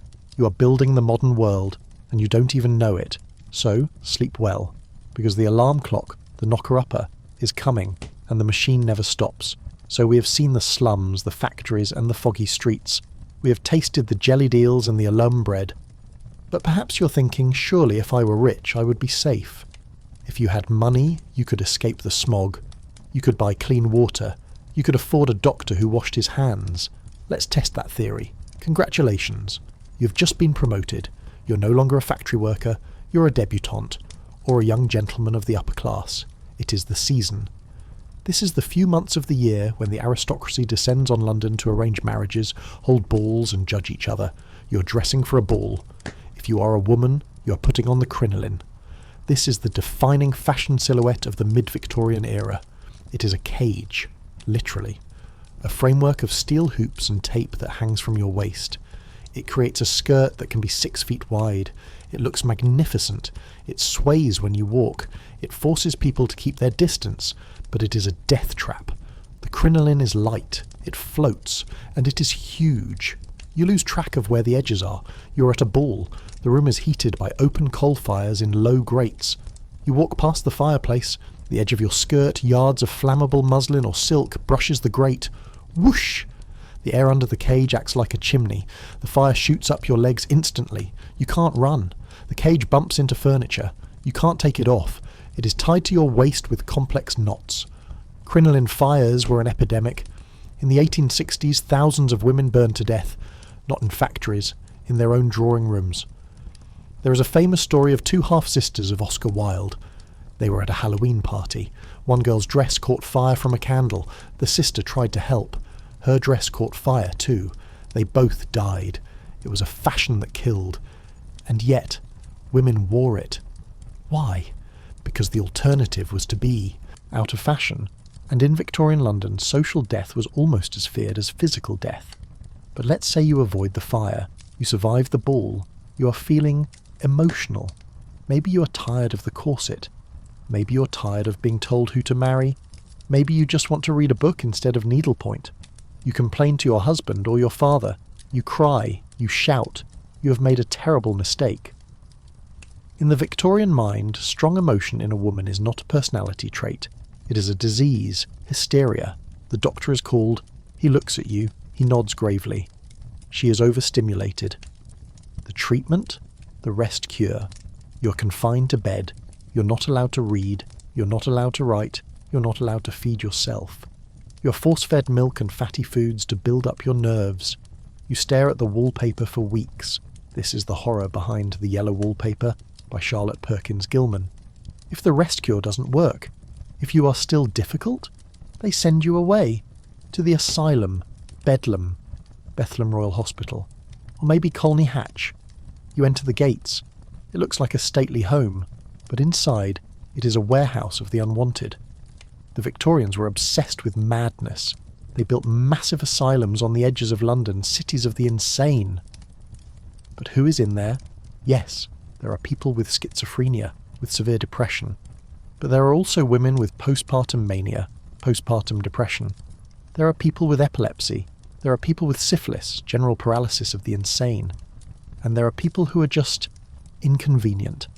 Husbands could commit their wives for adultery, or for spending too much money, or for having religious enthusiasm. Once you are in, it is very hard to get out. The treatments are barbaric disguised as science. The spinning chair. They strap you in, they spin you until you vomit. They believe this rearranges the brain. Hydrotherapy. They blast you with high-pressure hoses, or keep you in a bath for days, or the silence. Solitary confinement. You are sane when you go in. But after a year of listening to the screams in the next cell, eating gruel, and being treated like a child, you might not be sane when you come out. But there is one specific treatment that has become a legend. The treatment for hysteria. Doctors believed hysteria was caused by the uterus wandering around the body, or by sexual frustration. So the doctor would perform a pelvic massage. Yes, the doctor would manually stimulate the woman until she reached hysterical paroxysm, orgasm. It was considered a medical procedure.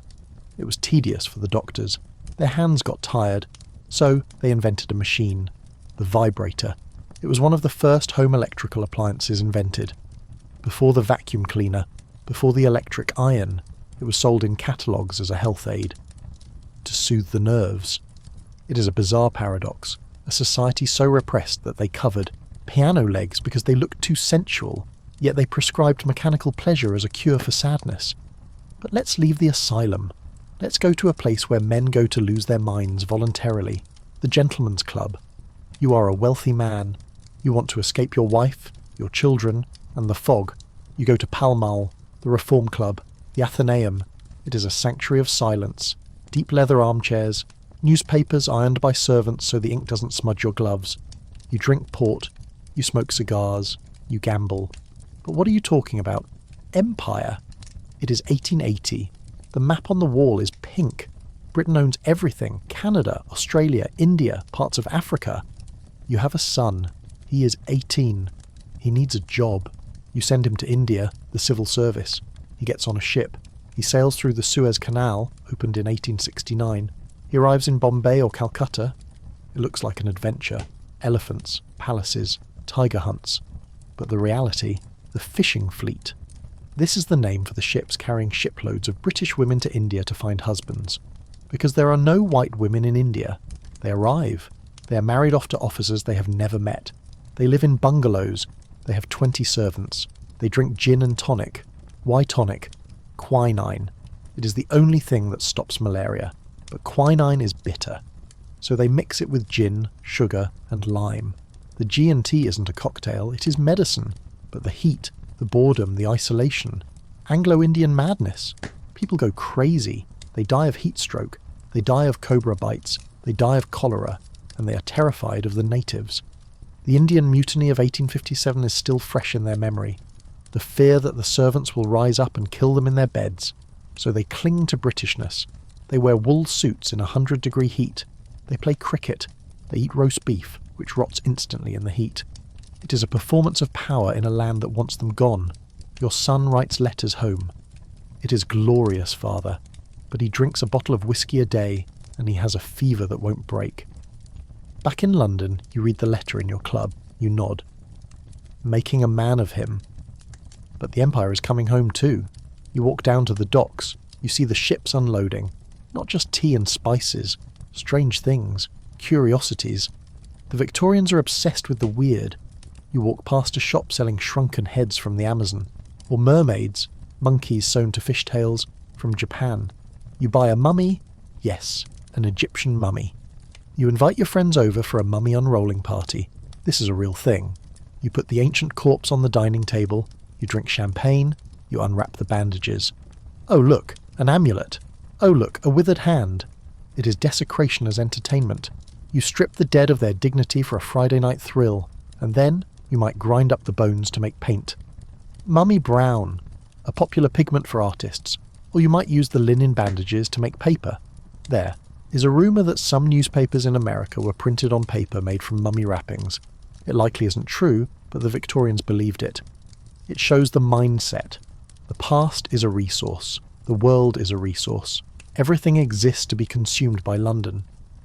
But sometimes, the things you bring back carry something with them. The curse of the pharaohs? Maybe. But definitely new diseases. New ideas. You walk past a shop in Soho. It smells of incense. Madame Blavatsky. Theosophy. A new religion mixing Hinduism, Buddhism and occultism. People are searching. The church is boring. They want magic. They want to talk to the Mahatmas in the Himalayas. It is the beginning of the New Age movement.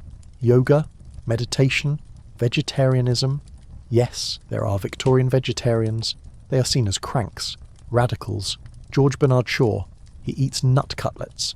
He wears wool sanitary underwear. People laugh at him, but he lives to be 94. You leave the occult shop. You're hungry. You want something uniquely London. Pie and mash. But not the meat pie. The liquor. It isn't alcohol. It is a green parsley sauce made from the water used to boil the eels. You eat it in a tiled shop. It is cheap. It is filling. You look at the man next to you. He has a tattoo. Tattoos are becoming trendy. Why? Because the future king, George V, got a dragon tattoo in Japan. Also, criminals have them. It is a weird crossover between royalty and the underworld. You finish your meal. You walk out. It is late. The gas lamps are dimming, but the city isn't sleeping.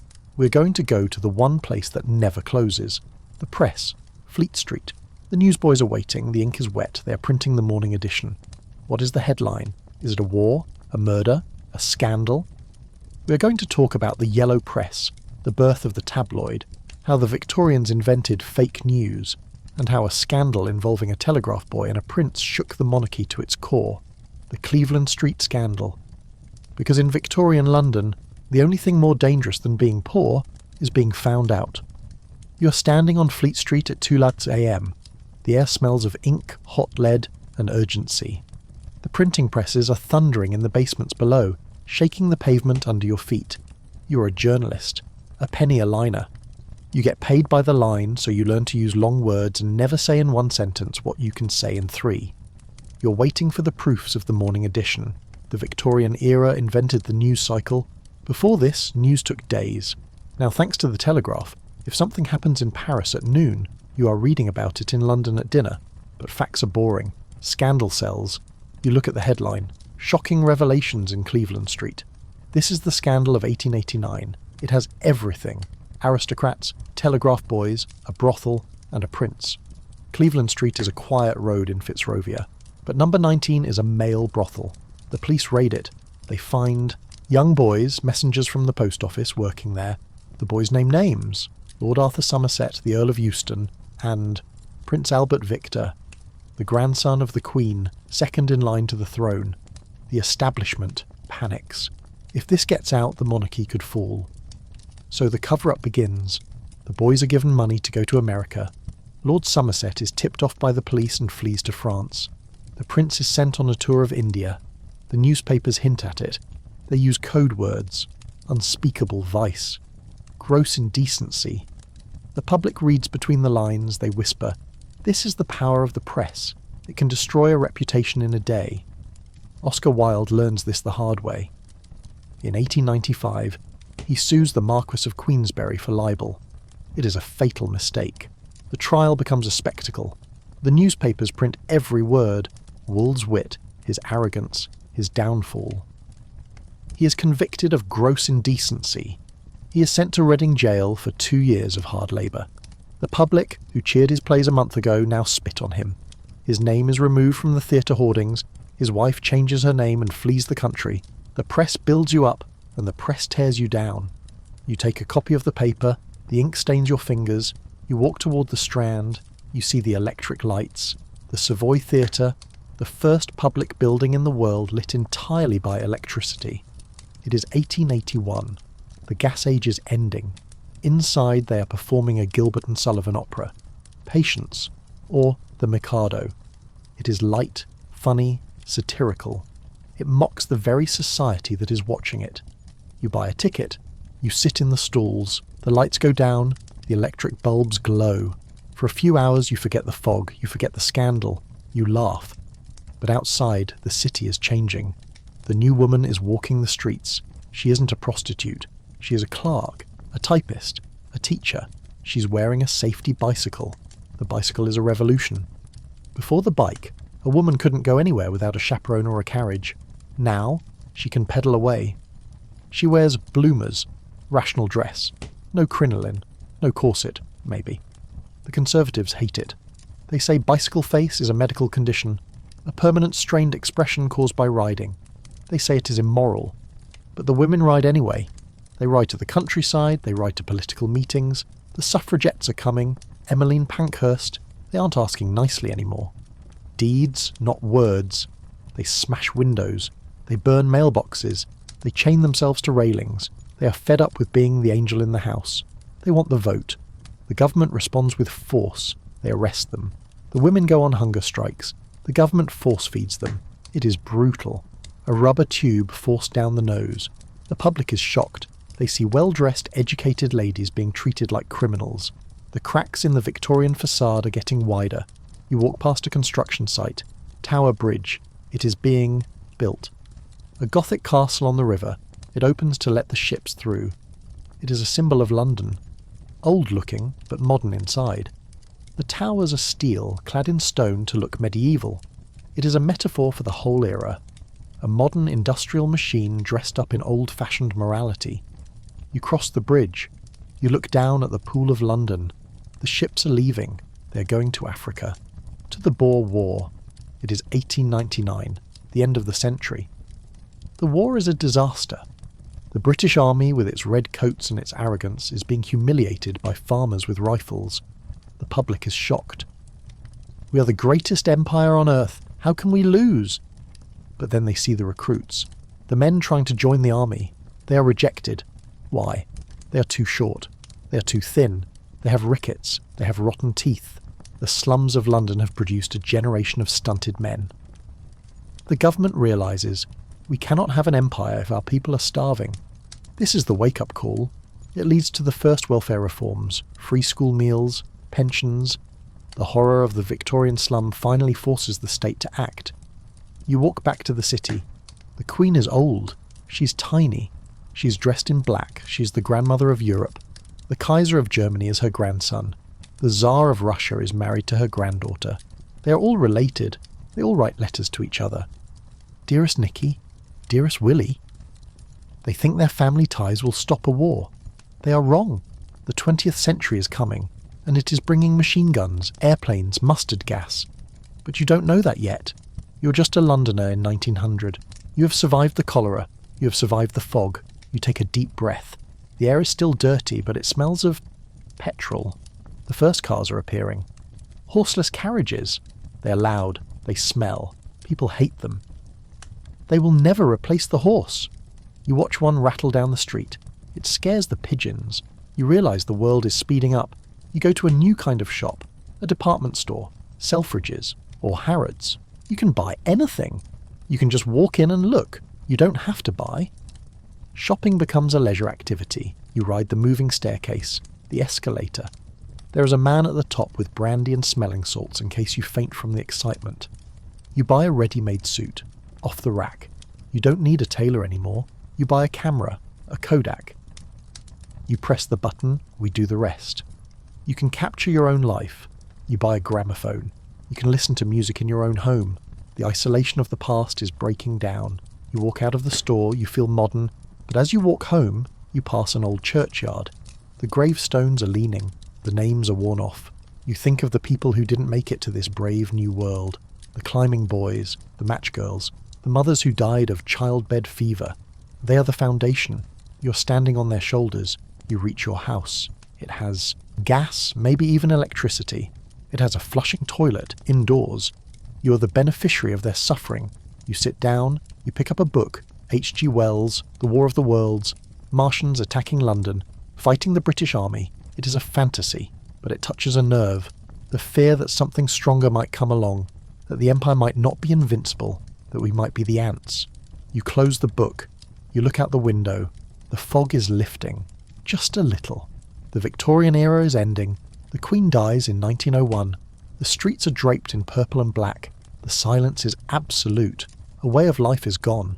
But what comes next? The Edwardian summer, a brief, golden afternoon before the storm of World War I. But that is another story. Tonight, you are still in the shadow of the Queen. You turn off the light. You listen to the city. It is quieter than it used to be. The wood paving blocks dampen the sound of the hooves. The sewers have taken the waste away. It is a better city, a cleaner city. But it is still a hard city. You close your eyes. You dream of a garden, a green place without smoke. You dream of the future, and then you sleep. Because tomorrow you have to catch the 7:15 train, and the machine doesn't wait for anyone. So, we have seen the lights of the music hall and the velvet of the theatre.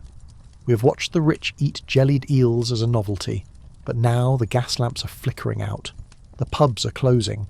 The respectable poor have gone home to their cold rooms. But you have nowhere to go. You are destitute. You have 0 pennies. Welcome to the Victorian night. In the modern world, homelessness is a tragedy. In Victorian London, it is a crime. Under the Vagrancy Act, sleeping on the street is illegal. If a policeman finds you curling up in a doorway, he doesn't take you to a shelter. He arrests you. You get 2 weeks of hard labour, so you have to hide. You go to the rookeries. These are the slums within slums, St. Giles, the Devil's Acre near Westminster. Here the houses are falling down. There are no windows, just holes. The stairs are gone. You climb ladders. You walk into a cellar. It is pitch black. The floor is moving. Why? Because it is covered in black beetles. Cockroaches. Millions of them.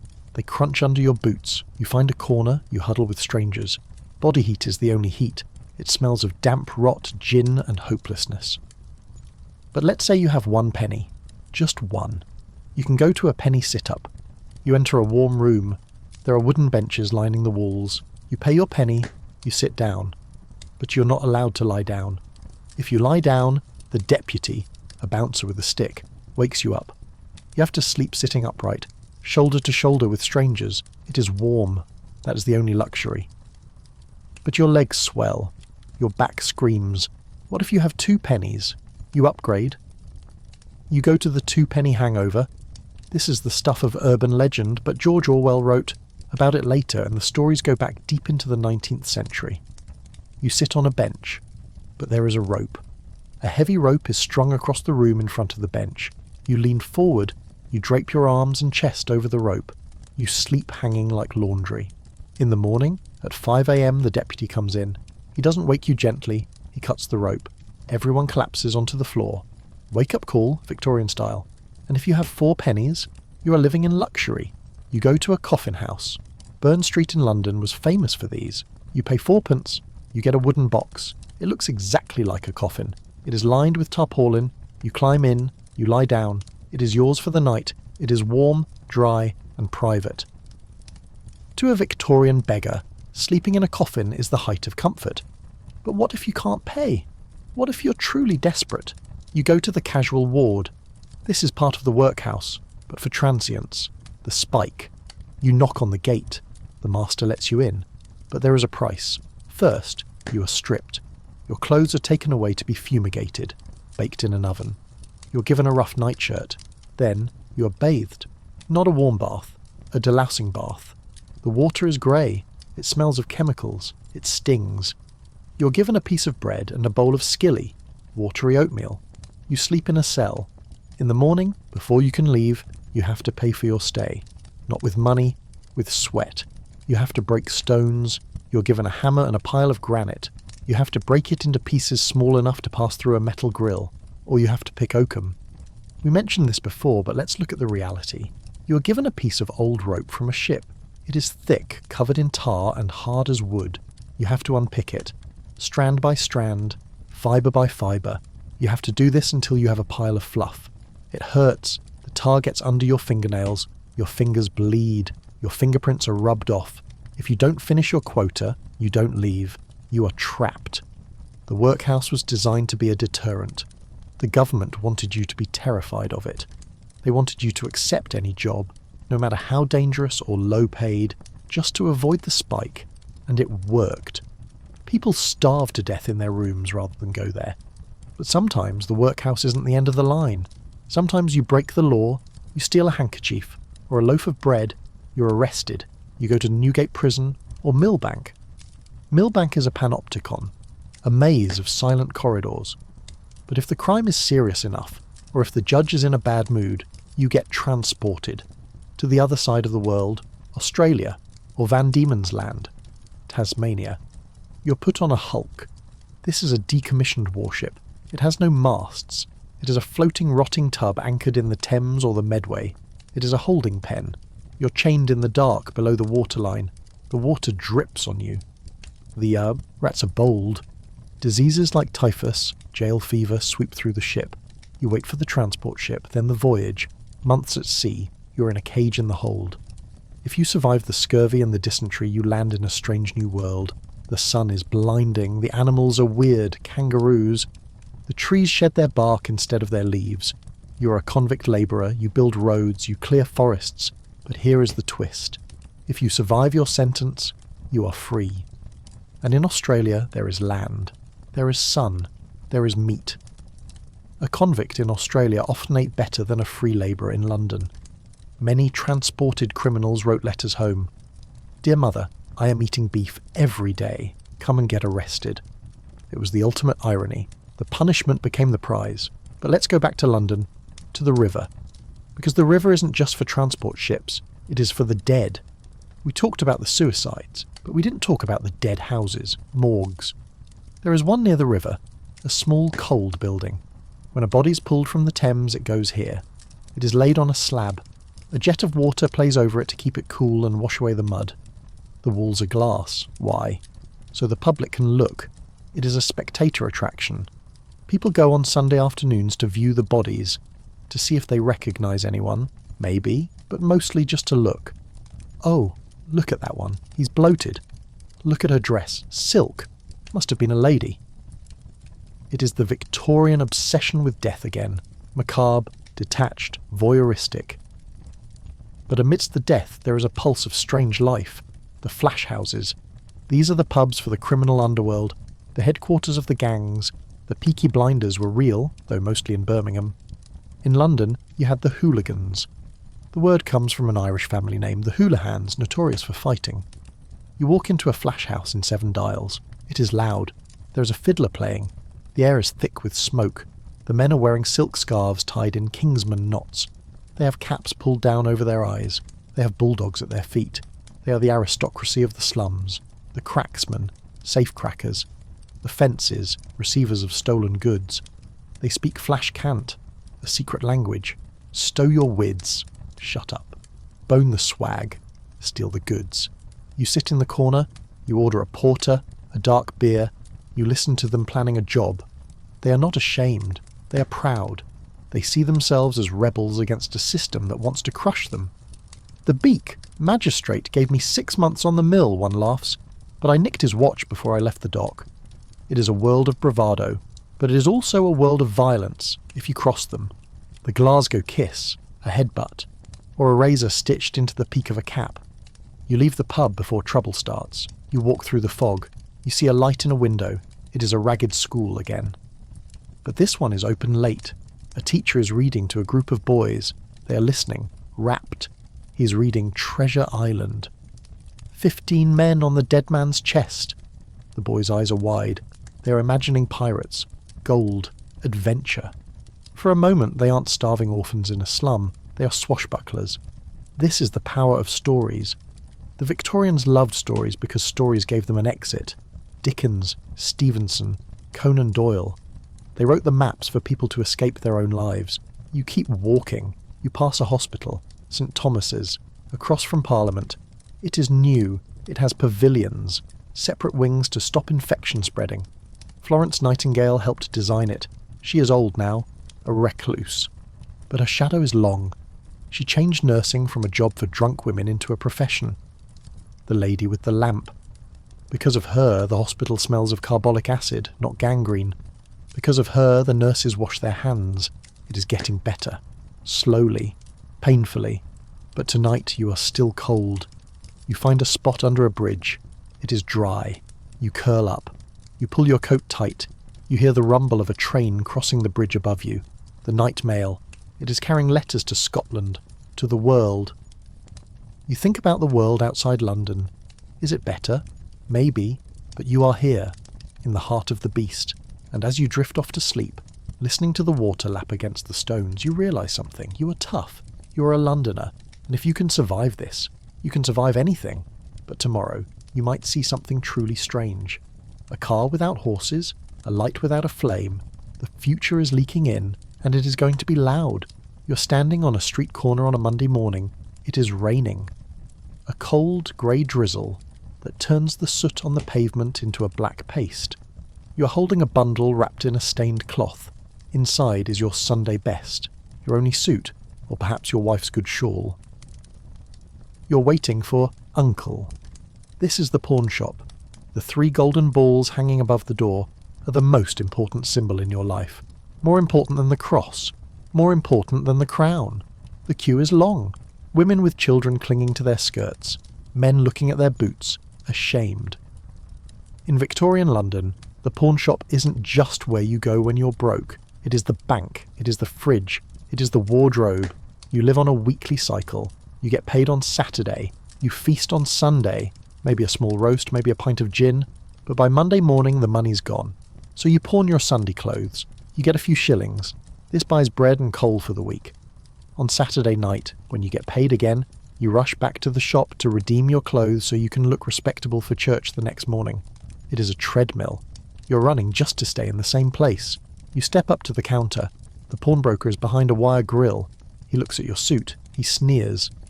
2 shillings. It's worth 5. But you can't argue. You take the ticket. You take the coins. You have survived another week. But now you have money. And in Victorian London, money burns a hole in your pocket. You want distraction. You want to see something exciting. Something violent. You head to the rat pit. This is the underground sport of the city. You walk into a cellar behind a pub. The air is thick with tobacco smoke and the smell of wet dog. In the centre of the room is a wooden pit with steep sides. A man walks in carrying a sack. He dumps it out. Rats. Hundreds of them. Sewer rats. Big, hissing, angry. Then, the dog's released. A terrier. The crowd roars. They are betting. How many rats can he kill in a minute? Billy, a famous dog, once killed 100 rats in 5 minutes and 30 seconds. The dog is a machine. Snap, shake, drop, snap, shake, drop. It is a frenzy of fur and blood. The noise is deafening. You cheer. You bet a penny on the dog. Why do you watch this? Because it is a release. You spend your life being treated like a rat. Chased, trapped, struggling. Watching the rats get destroyed feels like justice? Or maybe just revenge on the city that breeds them. The rat catcher stands by the pit. He is a celebrity. Jack Black, the Queen's rat catcher, wears a uniform of scarlet and green leather. He catches rats for the Queen, who hates them, and keeps the pretty ones to breed as pets. Yes, Victorians kept fancy rats. Little white rats with ribbons around their necks. The daughters of the same men who bet on the rat slaughter keep them in gilded cages. It is the Victorian paradox again. Cruelty and sentimentality side by side, You leave the pub. You didn't win your bet. You are hungry. You see a man on a soapbox. He's wearing a top hat and a coat with many pockets. He is shouting, "Step right up. The elixir of life. The balm of Gilead." The street doctor, the quack. He holds up a bottle of brown liquid. Cures the gout, cures the palsy, cures the melancholy. What is in it? Probably vinegar, treacle, and a little pepper. Or maybe just coloured water. But people buy it. They are desperate. The real doctor costs too much. The hospital is a death trap, so they trust the man in the tall hat. He sells electric belts for men. Restore your vigour. A polite way of saying, fix your erectile dysfunction. It is a strip of metal you wear around your waist. It gives you a mild electric shock, or it just chafes. He sells tapeworm trap, a pill you swallow. The idea is that the trap opens in your stomach, catches the worm, and you pull it out on a string. This is a lie. Do not swallow a metal trap. You watch a woman buy a bottle of sarsaparilla for her coughing child. You know it won't help. But you understand why she buys it. Hope is the only medicine she can afford. You walk on. You pass a construction site. They are building the tube, the deep-level underground. This is different from the steam trains. This is electric, the city, and South London Railway. It is deep. You go down in a hydraulic lift. The tunnels are round tubes, hence the name. The navvies, labourers, are down there, digging through the clay. It is dangerous work. The bends, decompression sickness, isn't just for divers. The pressure in the tunnels can cripple a man. But they are building the future. A city that moves by lightning. You look at the poster. No smoke, no steam. It sounds like a fantasy, but there is a shadow hanging over the city. A fear that isn't about disease or poverty. Dynamite. The Fenians. Irish revolutionaries. They want independence for Ireland. They are waging a war on London. They plant bombs. In the underground. In the Tower of London. In the Houses of Parliament. Dynamite Saturday, 1885. 3 bombs go off in one day. London is terrified. The police check bags. People look at strangers with suspicion. Is he carrying a bomb? It is the birth of modern terrorism. The idea that a city can be held hostage by fear. You see a policeman stopping a man with a heavy bag. The man looks nervous. It turns out to be tools. But the fear remains. You walk past a newsstand. Titanic disaster. No. Wait. That's later. That's 1912. Right now, it is the Princess Alice, 1878, a pleasure steamer on the Thames. Packed with families enjoying a day out, it collides with a collier, a coal ship. It breaks in two. 650 people go into the water. But this isn't the ocean. This is the Thames. It is right next to the sewage outfall. The water is a toxic soup of human waste. They don't just drown. They are poisoned. They swallow the sludge. The smell is so bad that the rescuers faint. It is the worst disaster in London's history, until the Blitz. And it happened because the city is too big, too crowded, too dirty. You read the headline, you shake your head. Life is cheap, you mutter. You head toward the river. You want to see the new bridge, Tower Bridge. It is almost finished. 2 massive Gothic towers clad in stone, but supported by steel skeletons. It opens its jaws to let the ships through. It is a monster. A beautiful, mechanical monster. It symbolises the age, heavy, industrial, trying to look old but powered by the new. You walk across the walkway. You look down at the city. The fog is swirling. The gas lamps are glowing like eyes. You feel the vibration of the machinery. You realise that you are living in a machine. London is a machine, and you're just a cog. But cogs can break, and sometimes cogs can grind the machine to a halt. The unions are growing. The socialists are meeting in the back rooms of pubs. Why should we live like this, they ask. Why should we die in the mud while the Duke eats off gold plates? The question hangs in the air. You walk home. You're tired. You pass a coffee stall, a cart selling hot coffee and doorsteps, thick slices of bread and dripping. You stop. It is warm. A cab driver is there, a flower girl, a policeman. You stand together in the circle of light. You drink the hot, bitter coffee. For a moment, you are a community. Cold night, the policeman says. Bloody freezing, the flower girl replies. You laugh. It is the humour of the trenches.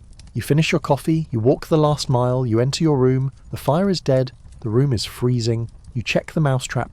Empty. You lie down. You pull the thin blanket up. You think about the pawn shop. You have to get your suit back by Saturday.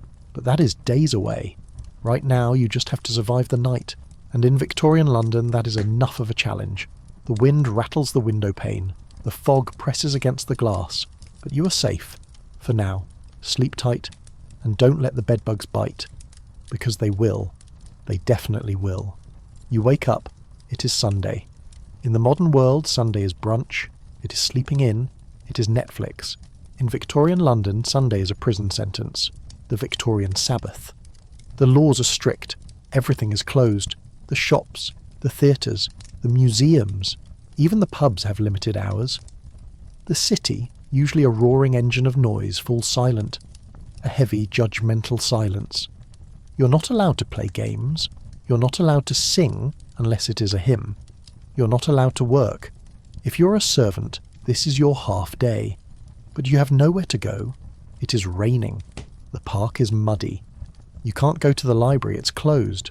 So you walk. You walk the grey streets in your Sunday best, which smells of damp wool and mothballs. You see the rich going to church. They ride in carriages. They wear black silk. They look miserable. Religion in the Victorian era isn't about joy. It is about duty. It is about being seen. You sit in a cold pew for 3 hours. The sermon is about hell. The vicar shouts about the sins of the flesh. You look around. The man next to you is the local slum landlord. He kicks his tenants out into the snow on Monday, but on Sunday he sings the loudest. The hypocrisy hangs in the air thicker than the fog. But let's rewind 12 hours. Let's go back to Saturday night. This is the explosion, the release valve. You have been paid. You have a pocket full of shillings. You have survived the week. You go to the market. On Saturday night, the street markets stay open until midnight. Flaring gas jets illuminate the stalls. It is a carnival. You buy a saveloy, a bright red boiled sausage. It tastes of salt and mystery meat. You buy a pint of porter. You watch the busker. A man swallowing swords. A woman with a dancing bear. You go to the penny gaff. This is the theatre of the slums. You pay a penny. You squeeze into a room behind a shop. The play is Maria Martin and the Red Barn Murder. A true crime story. It is bloody. It is melodramatic. The villain twirls his moustache. The crowd hisses. You throw orange peels at the stage. If the actor is bad, you throw a dead rat. You brought one just in case. It is raw, violent, and alive. Then, the pub. The Gin Palace is glowing. Mirrors, cut glass, mahogany. It is designed to look like a rich man's house. For the price of a drink, you can pretend you are a lord. You drink gin. Mother's ruin. You see a woman giving gin to her baby. To quiet him. The baby's eyes are glazed. You see a fight break out. A bottle is smashed. Blood on the sawdust floor. The police, the peelers, arrive. They use their truncheons. They drag a man out by his collar. You laugh. You cheer. This is the energy of London. It is a beast that needs to be fed. But there is a darker side to the night. You leave the pub. You walk down a side street. You see a rookery. A slum. But not just a poor neighbourhood. A fortress of crime. St. Giles. The Holy Land. The police don't go in there. Not alone. The streets are a maze. The houses are connected by secret doors and tunnels. A thief can snatch a watch on Oxford Street, run into the rookery, and vanish through a cellar door appearing 3 streets away in seconds. You enter a flash house. This is a pub for criminals. The elite of the underworld. You see a cracksman, a safecracker. He has soft hands. He files his fingertips to feel the tumblers of the lock. You see a fence. He buys stolen goods. He's melting down silver spoons in a pot on the fire. You see the artful dodgers. Not cute orphans singing songs. Hardened street kids. They are practicing. The Fagin figure, though he isn't always Jewish, that was Dickens' prejudice, has a coat hanging on a dummy. The coat has bells sewn onto it. The boys have to pick the pockets without ringing the bells. If the bell rings, they get beaten. They are learning a trade that will likely end at the end of a rope. But for now, they are kings of the street. You leave the rookery, you walk toward the river. You see the night soil men. We talked about the sewers, but not everyone is connected to the sewer. Millions of Londoners still use cesspits. The night soil men come while you sleep. They are the gold finders. They shovel the human waste into carts. They are paid well, but they are social pariahs. They smell of death. They take the waste to the country. They sell it to farmers. The food you eat is grown in the waste of the city. It is a perfect, disgusting circle of life. But sometimes the circle breaks. You walk past a house with a black wreath on the door, the blinds are drawn, death has visited, and the Victorians know how to do death. The mute. You see a man standing outside the door. He's wearing black robes and a top hat with a long black sash called a weeper. He holds a staff draped in black cloth. He stands there for hours. He does not speak. He is a professional mourner. He is paid to look sad. Usually he's a local drunk hired by the undertaker. He smells of gin, but he adds dignity. The funeral procession begins. Black horses with black plumes on their heads. A glass-sided hearse so everyone can see the expensive coffin. The family follows in carriages. They are weeping. But are they weeping for the dead or for the cost? A respectable funeral costs a year's wages. Families go into debt for decades just to put on a good show. If you don't, if you have a cheap funeral. The pauper's grave. The shame is worse than the grief.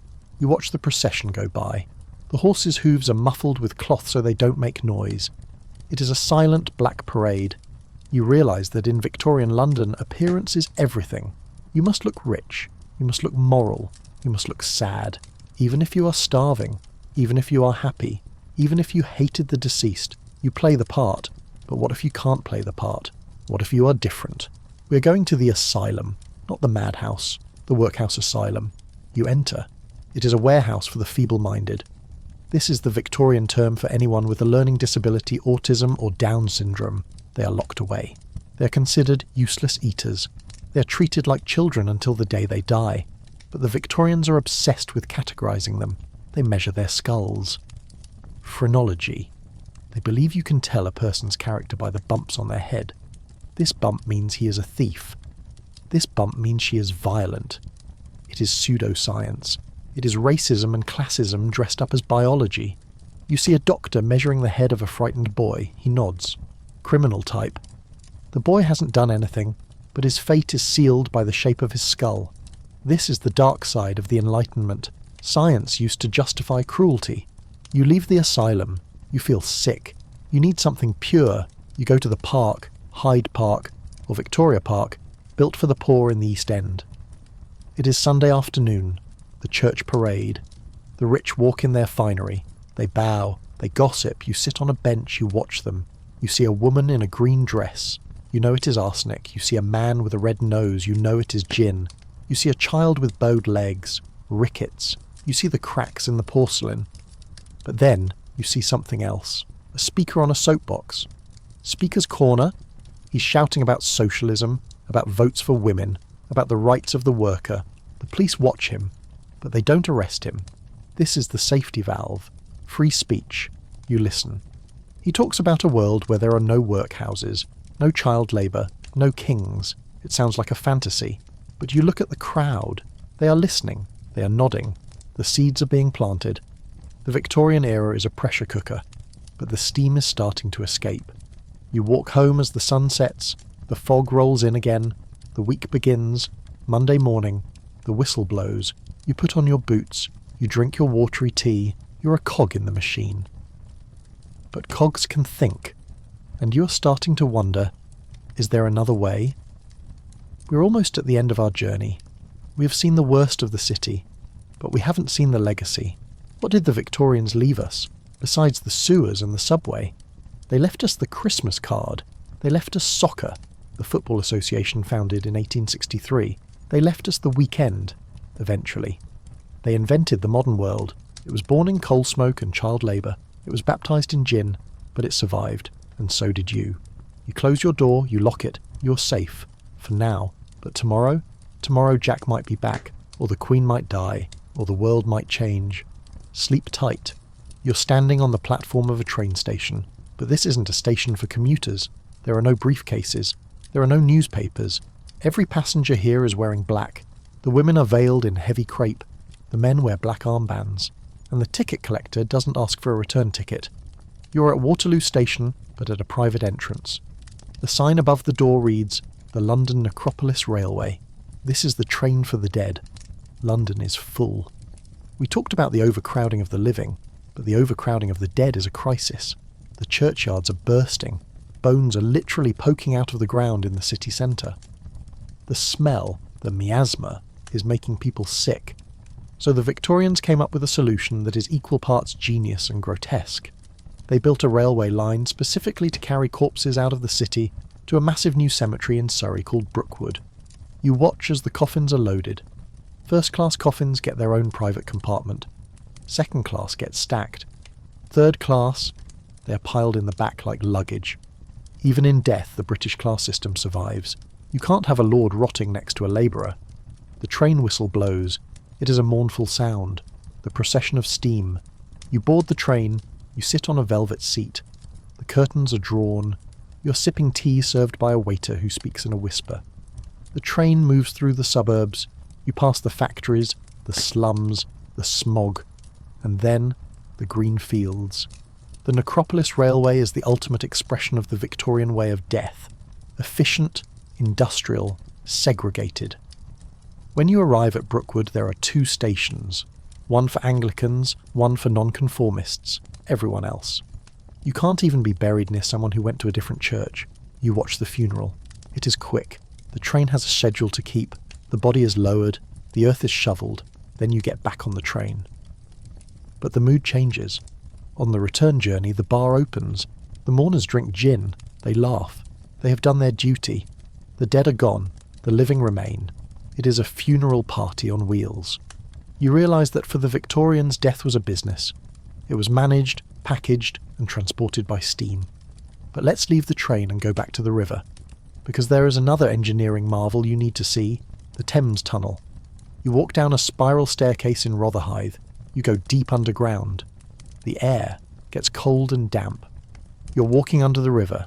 This is the first tunnel ever built under a navigable river. It was designed by Mark Brunel and his son, Isambard Kingdom Brunel, the man in the tall hat with the cigar. It took 18 years to build. Men died. The river broke in and flooded the tunnel 6 times. The water was full of sewage and methane. The workers got tunnel sickness, blindness and headaches from the bad air. But they finished it. And what did they use it for? A shopping mall. Yes. You walk through the arches. There are stalls selling souvenirs. I bought this in the Thames Tunnel. Pincushions, gin flasks, peep shows. It is the 8th wonder of the world. People promenade here. They walk under the ships floating above their heads. It is a triumph of man over nature, but it is also seedy. At night, the gas lamps flicker. Pickpockets work the shadows. Unfortunates use the dark corners. It becomes a haunt for the desperate. A place where you can be under the world, hidden from the sky. Eventually they sell it to the railway. It becomes part of the London Underground. You can still ride through it today on the Overground line. But for a brief moment it was a carnival beneath the waves. You leave the tunnel. You need fresh air. You go to the zoo. London Zoo in Regent's Park. It opened in 1828.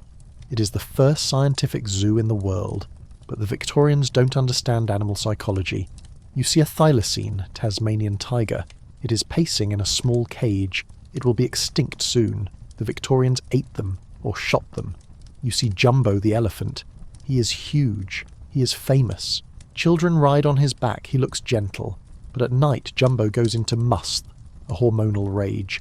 He smashes his cage. He grinds his tusks down until they are nubs. He is in agony. To calm him down, his keeper gives him whiskey, gallons of it. Jumbo's a raging alcoholic. Eventually they sell him to P.T. Barnum in America. He dies getting hit by a train. It is a tragedy. But the Victorians see it as entertainment. Look at the beast. We have tamed him. It reflects their view of the world. The empire is a zoo. They have captured India, Africa, Australia. They have put them in cages, borders, and taught them tricks, cricket.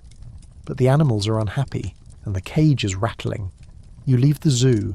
You walk past a curiosity shop. The window is full of clutter. Old swords, taxidermy, ivory. You see a skull. The missing link. Darwin again. The Victorians are obsessed with where they came from. Are we apes? Are we angels? They measure skulls. They look for the criminal ear or the lunatic jaw. Cesare Lombroso. He invents criminal anthropology. He says you can tell if someone is a murderer just by looking at their face. A heavy brow, a large jaw. asymmetrical eyes.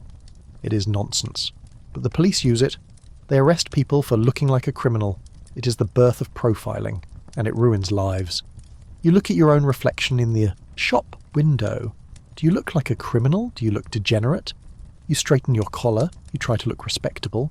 Because in London, if you look like a victim, you become one. You keep walking. You pass a music hall again. Marie Lloyd is singing. A little of what you fancy does you good. It is a song about sex, about food, about indulgence. The Victorians are famous for being prudes. We think they covered piano legs, but that is a myth. In reality, they were obsessed with sex. They just didn't talk about it in the drawing room. They had a guide.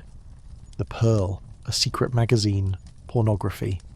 They had Holywell Street, pornographer's alley. You could buy anything there. Erotic prints, rubber goods, condoms made of sheep intestine or vulcanized rubber. The French letter. Birth control was illegal to advertise, but everyone knew where to get it. The Malthusian League handed out pamphlets. Don't have more children than you can feed.